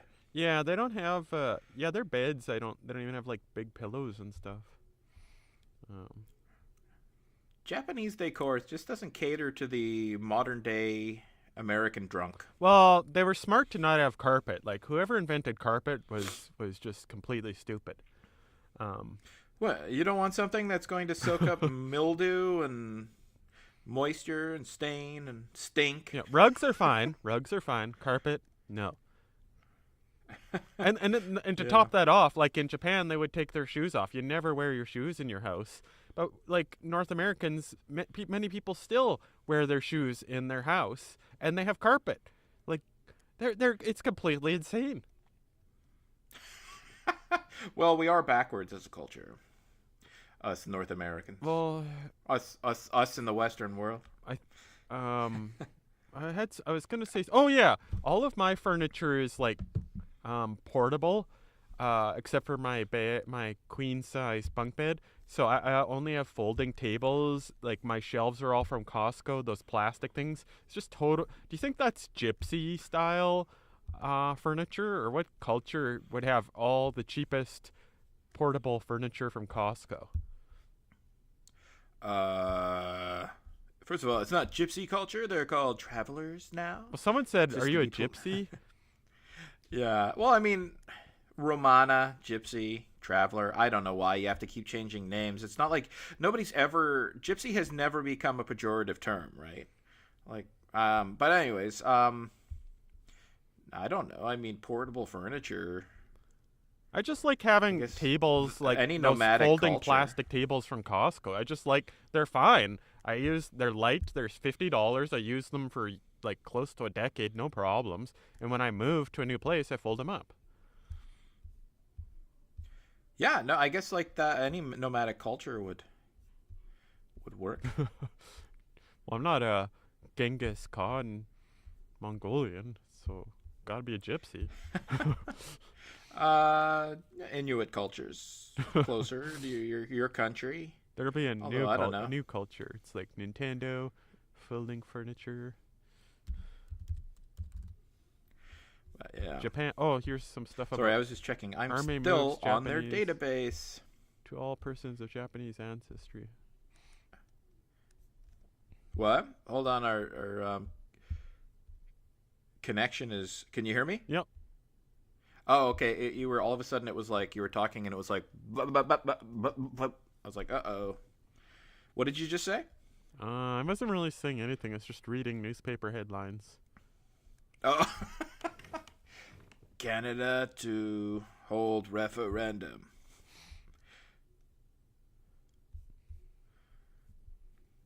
Crazy Mr. Miyagi. I was about to call him Mr. Milwaukee. That's what his new name will be. My sensei is Naruki when I Pat was young, I Milwaukee. think I assumed he was in the Japanese military and he was wearing a Japanese outfit, but that's pretty clearly an American military outfit. It looks like a World War One military outfit. Like Mr. Miyagi is 91 years old.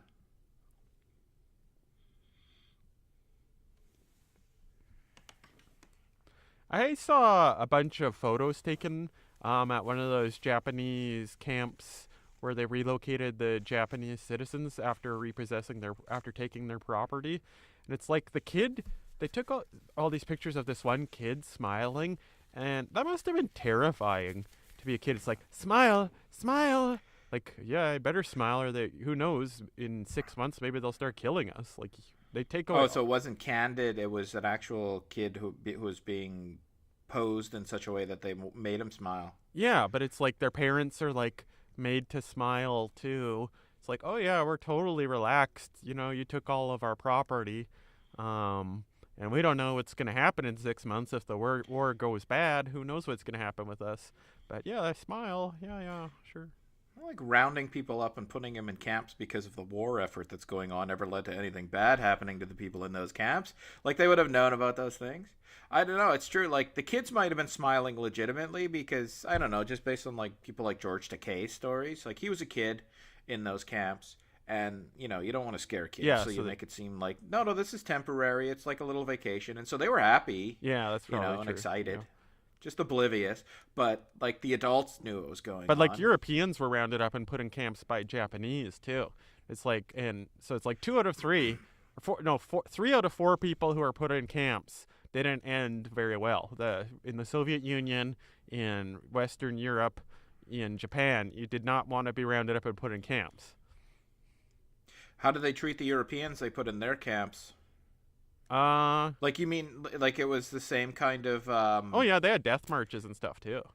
uh what is a death march? I don't know. They marched them and didn't give them any food, so they starved to death. Oh. It's like they'd kill them and then they'd make a march. My half of my knowledge about the Japanese POW thing is from that movie, Bridge Over River Kwai. Is that the one where they're like I don't know what one Alec it was. Guinness? Yeah, was that the one where he's like a POW in Japan? I don't know. I've never seen that movie. That's a movie I should watch. Why do I want to say though that that was a? It couldn't have been about the Korean War. It was made before the Korean War. Yeah. Yeah, I don't know. I just know it had Alec Guinness and it involved a bridge Yeah, they like build a bridge. They're building it on for the some river. Japanese, and then it gets destroyed, and then it gets or something, and then they like try and sabotage it because they don't want it.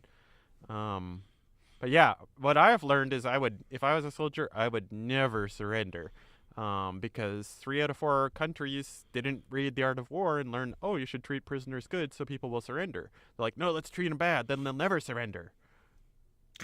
Like, I would never Yeah. surrender to the Japanese. They'd be like, oh, time to have a grenade, walk into them. Like, never surrender to them.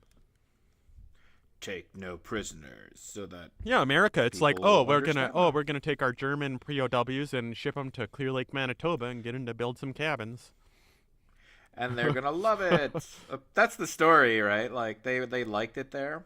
They take them into town and they go to dances and things, and some of them were like, "I don't want to go home." Maybe that's just a story you tell yourself, but what I guess it's the difference between the essentialist mindset and the no, these are just people who've been taught to do bad things or they're doing bad things in the name of their country and under duress or whatever. There's that attitude, so it's like take them as prisoners, just keep them from fighting, but then let them go when the war effort is over. And then there's those who are like these people are our enemy through and through. They're awful no matter what.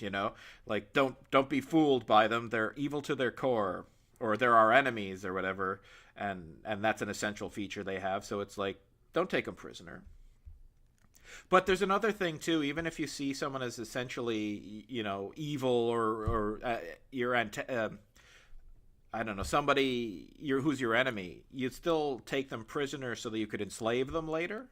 Like, it's funny that you would kill your enemies. The number one thing was now you get all their stuff, and the survivors are your slaves. Like for centuries and centuries, millennia of war, that's how people were treated who lost. So it's like we don't even want that. So how come his mom isn't at this birthday? His mom becomes super marginalized about halfway through. It's like she just becomes the lady who drops him off. Like at the beginning, she's counseling him. She's trying to comfort him. He's a fish out of water. He's out of his element. And she's like, I'm sorry I did this to you. And I wish things were better. And then all of a sudden it's like, now you're my chauffeur. Now you're nowhere to be seen. There's literally a scene at the end where everyone's standing there. So Elisabeth Shue, Daniel's son, and Mr. Miyagi. And Daniel's mom pops in to the frame, like they're standing there preparing for the fight in the tournament, and his mom pops up and she's like, says one line and walks away, and you don't see her again. In the second movie, she's nowhere to be seen because they're in Japan without her. In the third movie, she calls Daniel from like New Jersey or something. She's like, I'm in New Jersey, I'm looking after your uncle, he's got tuberculosis. And then it's like, okay, see you later, mom, and that's the end of her. So no love for Daniel-san's mom. I hate birthday cake. You do? Yeah. Like just the concept, I hate the or taste. a particular, like the sheet cake kind? Like All is it the kind kinds. of cake? I hate icing and I hate cake. Oh wow. Because there's a Costco sheet cake that is just to die for. And I'm not a fan of sheet cake, but it's like the most moist of cake mix and the best icing, the best consistency, and it's like got pudding in the center. Crazy good. Well, like a carrot cake or something? That looks sort of like a carrot cake. What's he saying?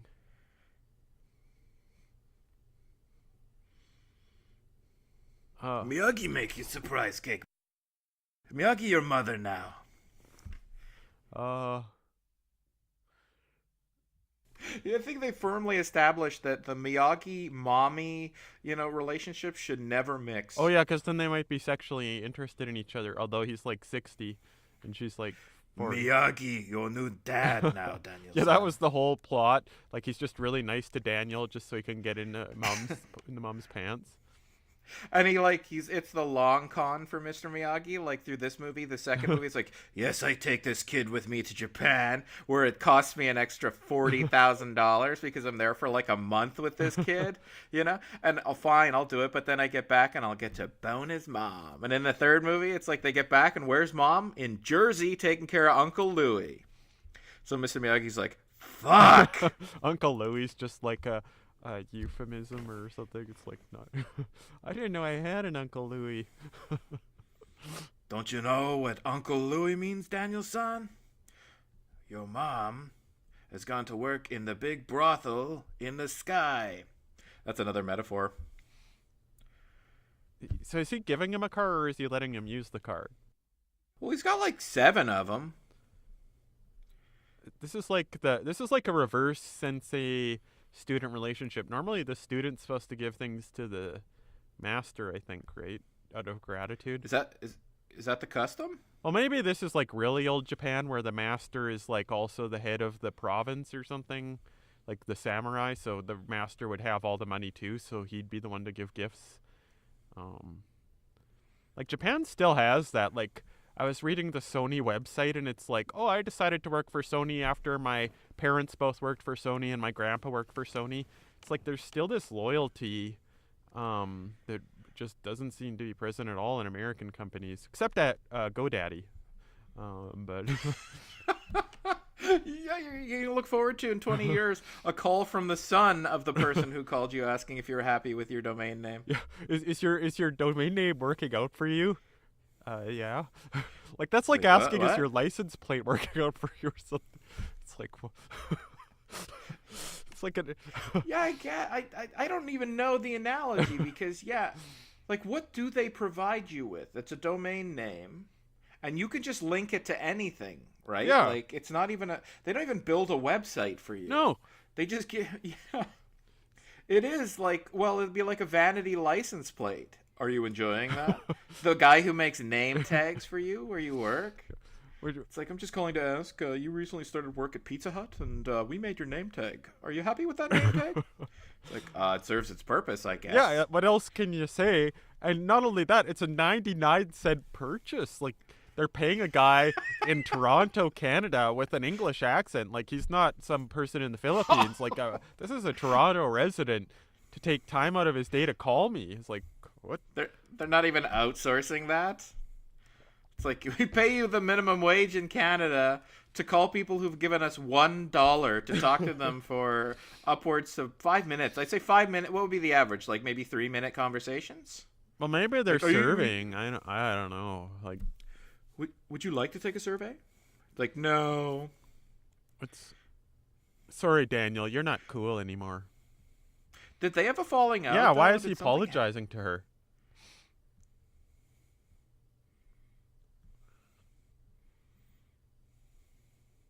Whoa, someone's in the doghouse.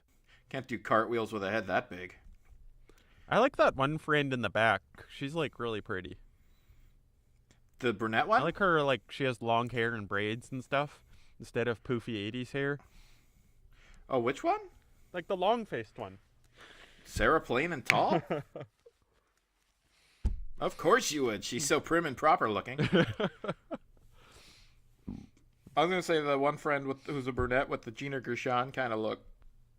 That girl's not so bad. Who's Gina Gershon? But again, it's like you have to be very careful to point out. Remember, these women are all 20 years old. Like, it's not... Ministry of Truth.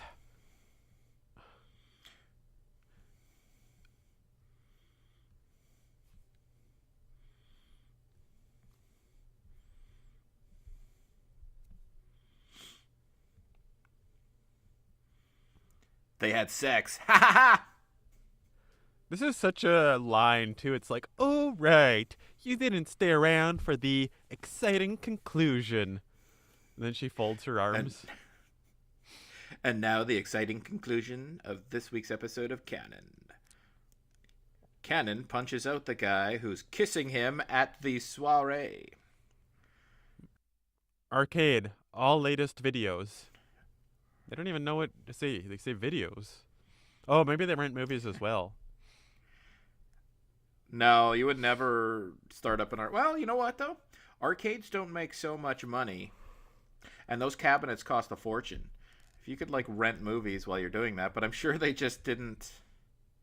All the latest videos. No, they're video games. That was a weird No, they're on time. video. It's like Video stream. $80 to buy a videotape, and then you rent it out, and $3,000 arcade cabinets, and I can't lose with this business venture.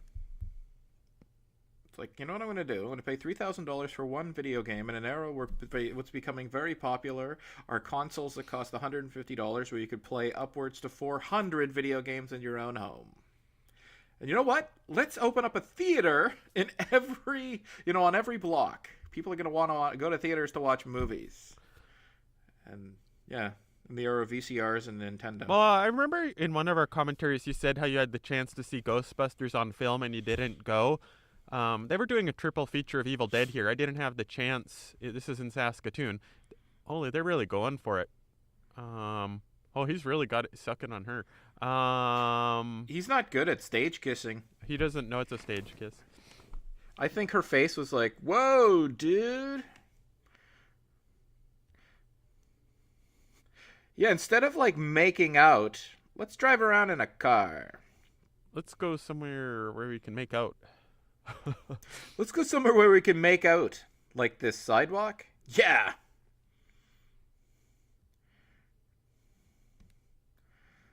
Is he really that incredible? She likes him more. It's okay to like him because he has a car now. Thank you, big GM. That's the message. Girls like guys with cars. Well, it's true. Arcade, they have every video in that arcade. If you ever open an arcade out, you need to have a sign that says every video. If I ever open an arcade. Yeah. I'll open the arcade and then I'll open up a post office and then I'll open up a telegraph station. He just stole. Wait, what? I missed that. He stole a black belt out of that bag. Oh, you're not allowed to compete if you don't have a black belt? Or a belt? Does he not have a belt? Oh. Here's the lines. Is that guy Steve McQueen's son? I think it is.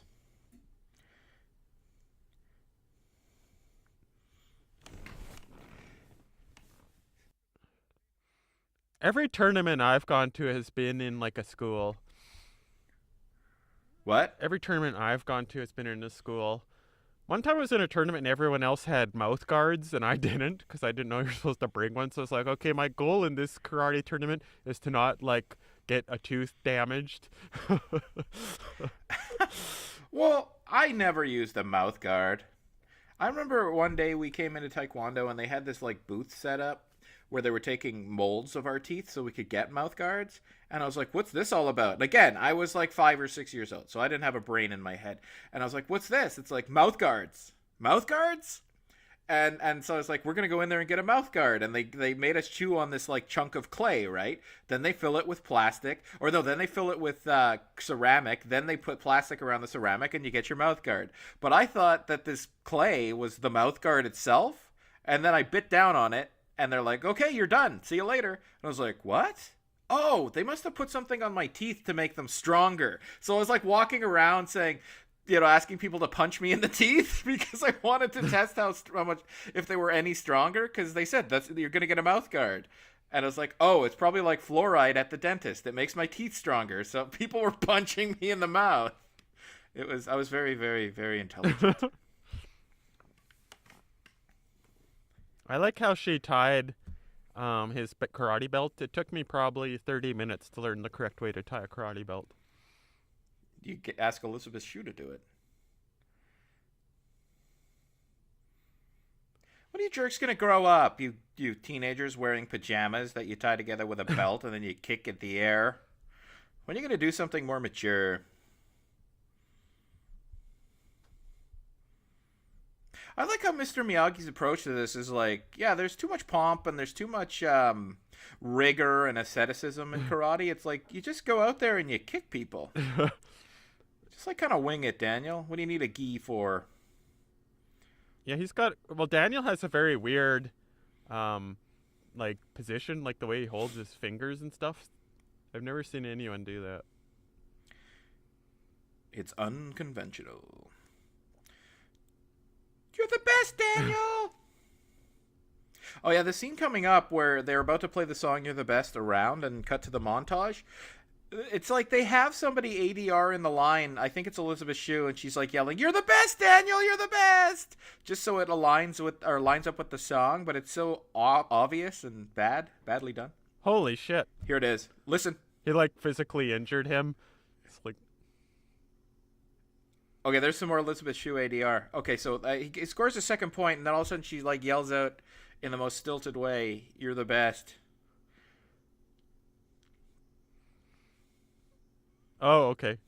So this is the same as with the ghoulies having a toilet, having a ghoulie jump out of the toilet. Huh? Oh yeah, Daniel's mom. There she is. There she goes. Like that was. We literally see. She doesn't even get a line out. Your history. This is a good song. Oh yeah, but we'd never know how great the song was unless Elisabeth Shue wasn't ADR'd in yelling, "You're the best, Daniel. You're the best around." Holy. He's like rolling his eyes at that awesome kick. It's like, give me a break. That was just a really awesome kick. Lamar, you're not going to win this. You just kicked Lamar's ass, Daniel. Well, to Lamar's lack of credit, the only other scene he was in, he got beat up real bad. Cobra Kai goes down. Man, cross universe. Is there any other movies this is a cross universe with? Crossroads. With Highway to Heaven. Ralph There's the guy from. What the hell is that guy? Is that guy from Head of the Class? You know, that fat guy who's the computer hacker? Yeah. I was gonna say though, Highway to Heaven. I gotta correct myself.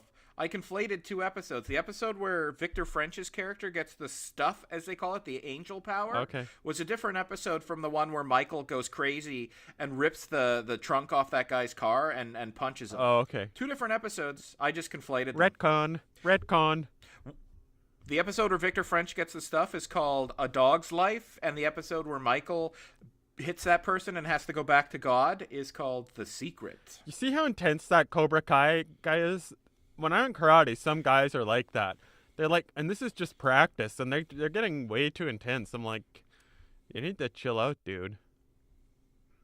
Well, karate's not for the competitive. No, it isn't. Like you do not actually. If someone's like overly competitive and a bad loser, you don't let them.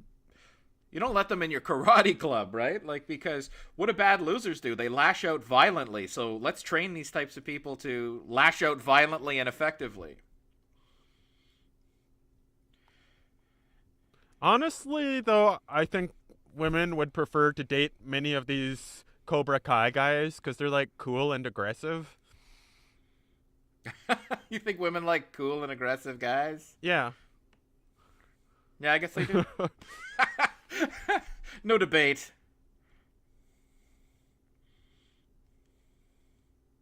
Well, this guy is supposed to be the screw loose, right? Like he's the one guy is technically better. Like the main guy, William Zabka, is the most talented, but the guy with the bleach blonde hair is supposed to be the one who's a little off his rocker, you know?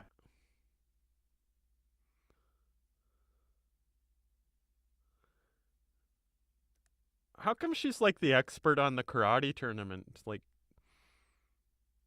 just so she serves a purpose. I've never been in a karate thing where it's announced like with a guy. That guy kind of looks like the Ghostbuster, Bill Murray. Really? I was gonna say he looks like one of the guys who comes to sell advertisements at WKRP in Cincinnati. Bill Murray and Roy Orbison, the love child. Roy Orbison? Okay, I can see the Bill Murray resemblance. I am not seeing Roy Orbison in that guy. Is Roy Orbison the guy who sings Pretty Woman? Yeah. Okay. No, you mix he's them got like both. He's got jet black dyed hair, and he's got like really dark sunglasses. Okay, Roy Orbison's the stepfather who taught the kid how to walk. Okay, I think this guy though is more of a combination of Bill Murray and the singer Tom T. Hall, who sings the song "I love little baby ducks, old pickup trucks." We just saw in that one that that kid didn't actually punch his opponent in the face. He purposely held back the punch. The opponent of Johnny? No, the Cobra Kai guy, the bad guy, he didn't punch when he had the chance to. He's actually a really nice guy. Oh, well, he totally is, man. Like he redeems himself at the no, but at the end of the movie, his character redeems himself too. Oh. 180 conversion. This you gotta draw the connection between Napoleon Dynamite. Like Oh, where like, you've got to discipline your image. Do you want to get a roundhouse kick to the face when I'm wearing these pants? Do you think anyone thinks I'm a failure when I go home to Starla? oh yeah, I go home to Starla. Rex Kondo. Bow to your sensei.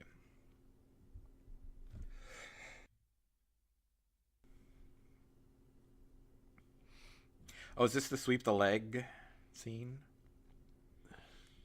I'm sorry, Daniel. I'm sorry. I didn't mean it. This guy is really unethical. Like,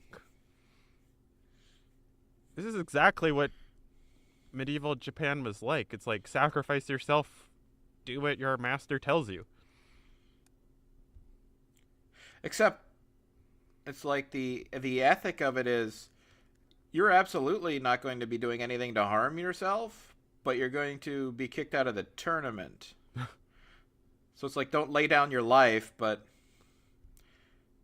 You just used a legitimate karate kick.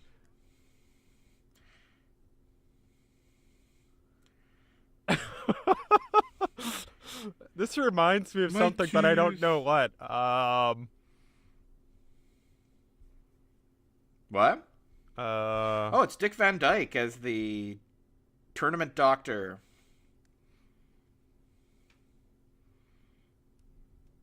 I have a. He's lost respect with his students. But the guy behind Johnny was just looking like he's in disbelief. Like, wow, when you told him to sweep the leg, he swept his leg, and now his leg is really badly injured. I never saw that coming. Who are you, anyways? Miss Miyagi, who's this crazy lady hovering over me? It's your mom, Daniel-san. You haven't seen her since Act 2. Have you seen the movie Basketball? Yeah. Is that good? I loved it when I was like 17 or 16 when it came out. Yeah, I thought it was really funny. It's got its moments still. And it's one of those movies that's just, the characters are so likable and original. But it's definitely got its late 90s touches that are, they didn't age well. Those two guys, they're big fans of Star Trek The Next Generation, right?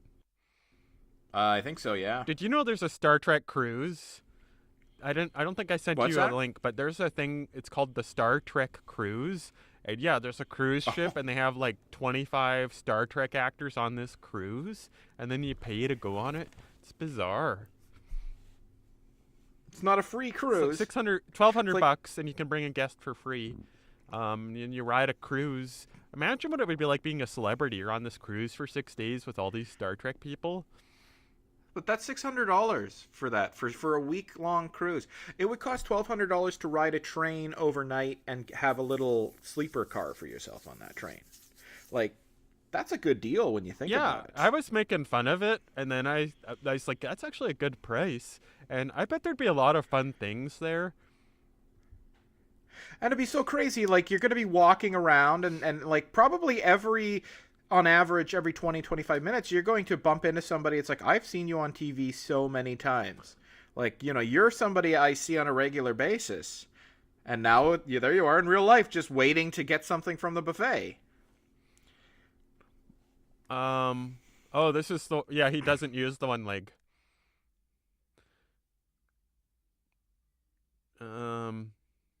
I wonder who's going to win. The only thing is that karate championships, it's not like there's the $100 million job waiting at the end of the rainbow.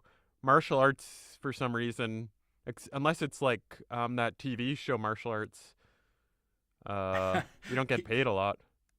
I won the tournament. Here come the endorsement deals. Yeah. Hi, Daniel. We'd like you to endorse our brand of karate belts. Yeah. You mean I'm not going to endorse your sneakers? Oh no. Yeah, mixed that violent one, the mixed martial art, whatever it is, is popular now. The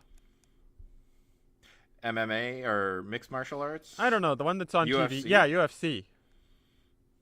I always remember that because I'd watch it when I was in the Jesuit seminary training to be a priest, and there's like 20, well, maybe 10 or 15 priests, and we're all watching mixed martial arts. I was like, this is so weird. And it's like the only TV, and it's like the only time we were allowed to watch TV, and that's what we were watching. Well, I'm sure they're not going to let you watch the Playboy channel. Well, we had a satellite too, and it's like, It'd be funny if they were like they had every channel and you knew it, but you only ever watched like men fighting. Maybe that's telling too. It's like the main priest is like, more men sweating and grappling. It's like, we already have the world's worst reputation when it comes to, sexual proclivities and things like that. well, the Boy Scouts, Hollywood. There's the casting coach, and then there's seminary school. Yeah, the funny thing is Hollywood is always so vocal. The media is always criticizing the Catholic Church. It's like, you guys are monsters. You don't know how to regulate and control men. You're just facilitating these sexual predators, and they're like just as bad, if not worse. Harvey Weinstein's movie Spotlight blew the lid off of the priests having sex with young boys scandal. Thank you, Harvey Weinstein. Truly doing And then the there's Lord's the work. police, and they like molest and rape prisoners. And then there's like the politicians. It's like, what? I don't know. It's like, Who's policing the police and politicizing the politicians? Politicians. I can't even talk. yeah, it's like the church is responsible for controlling the politicians or the media. It's like, so there's the church, the media, the politicians, the courts, and all four branches are completely broken. Like the only thing left is Nintendo. Nintendo's like full of weird. Isn't the boss at Nintendo a guy who? What did he do? He had a bunch of strippers come to no, his he brought birthday his party? daughter when she turned 18. He brought her to like a brothel or something, his favorite brothel, or favorite strip club or whatever. He's like so immoral Wow, too. That is weird. I heard that in an audiobook about the history of Nintendo. Man, there's just nobody good in the world.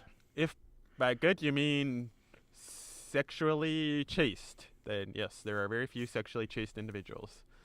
Well, no, I mean, have all the intercourse you want as long as it's consensual and you avoid STIs, unwanted pregnancies, and the emotional toll. If you can do that, have at it. But I mean, like, forcing it on women because you're in a position of power. The comedian Louis C.K. today just released a letter where he was accused by about 4 or 5 women of masturbating in front of them without even getting any kind of consent or anything like that. He would just take his clothes off and he'd start masturbating in front of them. And he released a letter today saying, that's all true. I did that. Oh. It's like, Jesus. What's with the masturbating in front of women?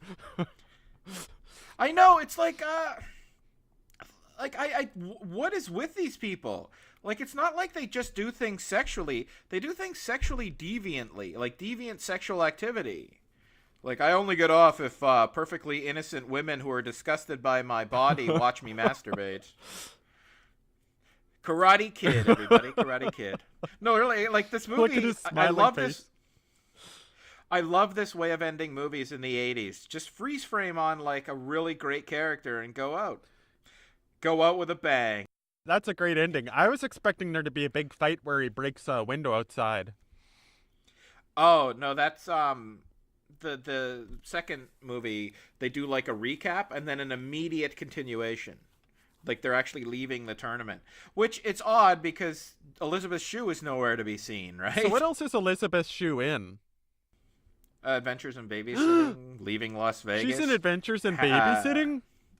Yeah. Well, no, she's in Back to the Future 2 and 3. Remember, she's Jennifer, Marty's girlfriend. I know Adventures in Babysitting. That popularized the Marvel character Thor for me, because the little girl's like, "Hail Thor, God of Thunder," and it's like, she's referencing a Marvel comic.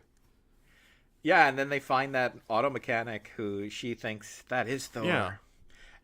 For some reason, it was like there were just so few references to Transformers, He-Man, or Marvel in mainstream movies that it was like a special thing. And now every second movie is like, "What? Do you want to watch another crap Marvel movie made by Disney? This is the best one ever." Yeah, it's like Disney and Sony and 20th Century Fox all had Marvel properties, right? And so it's like between those three studios, I think every third movie is some sort of Marvel property. Like, Jesus Christ. Like, hey, guys, have you not gotten enough of Avengers with Avengers 3? Well, now there's Captain America Civil War with Spider-Man, Spider-Man with Iron Man, and Thor with Hulk. And it's like, Jesus. Yeah. It's so oversaturated, and these movies are bland, you know? I don't even watch them. I am looking forward to Infinity Gauntlet because that was my favorite comic as a child, and I don't know how they're going to do it because you have to have Death, the Living Tribunal, Chaos, Lord Order, Master Chaos, Galactus. Like, none of these, the Celestials, none of these beings have been introduced in any of the Marvel movies. And this movie it makes all the superheroes look stupid because the entities they're dealing with are so powerful. I've never... Yeah, all you're describing, I've never heard any of those names. Well, like, the Living Tribunal lives outside of the universe, and he... I want to say that you had, like, a book that had all of the Marvel characters and their strengths, and the odd thing was, it was like, sure, there's Tony Stark, who has no special abilities, but he has the Iron Man suit. And then there's these omniscient entities outside of space and time who are godlike. And it was like, how do you've gone, I think the point you made was like, you've gone too far, so like no one can take seriously any original Marvel character. Well, look, it's... like, they make Spider-Man... They're like Lord Order and Master Chaos have been manipulating human history to create Spider-Man so that they could then manipulate Spider-Man to rip the glove off of Thanos at this one moment. And it still doesn't work, but... So not only do they introduce these omnipotent godlike entities, they make the whole Marvel universe fatalistic too? Like, it's all... to some end and controlled from the top down by these characters. Like, that's just... You're shooting your whole universe in the foot. Well, this was all written by some guy, and he's like a snake worshiper. Like, he worships snakes. Like a snake handler? No, he worships snakes. He's like some weird pagan snake worshiper. And the funny thing is, by coincidence, I met at the comic convention the guy who invented most of the Transformers. And he also happened to invent the Marvel cards that created all the ratings for all these superheroes. And at that also was the guy who did all the rating, not for Tony Stark, but for the guy who's the head of the Avengers, the guy with the eye patch. Nick Fury? Yeah. And he was involved with Francis Ford Coppola. He was actually involved with the Bram Stoker's Dracula movie. It was like, oh my God. And there's only like 12 people in this room with these people who have... And then also in this room was the guy who like invented all of the G.I. Joes. So I'm like, this guy... Even Sergeant Slaughter? He wrote the Bible where he names all the G.I. Joes and gives them their powers. And he wrote like the 70 comics. And I was like, so... You're like the most influential person in the U.S. military history of the propaganda department, right? Because like probably every soldier or every second soldier in the army became a soldier because of your G.I. Joe comics, right? It's like, of course there'd only be 12 people here to listen to you.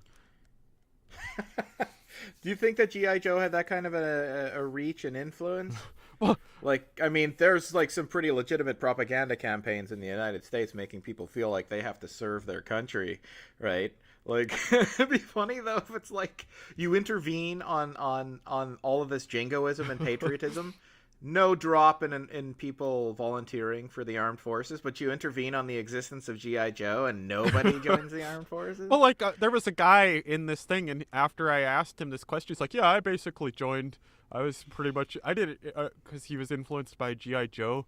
I was like, and he's like a Japanese guy or Japanese American or something too. So it's like kind of like Mr. Miyagi. Oh, the guy who writes all this. I should say, the movie Karate Kid has been over for about a minute and a half now. For our audience at home. Yeah. So we better put this in the can. Okay. Oh, well, I didn't mean to. I didn't like stop you there, but like if people are listening, they're like, "What's going on with the movie?" I didn't know this movie was 3 hours long, and then it's because you can't tell if the movie's playing or not because we'll go on these tangents. But It's a black screen. GI Joe.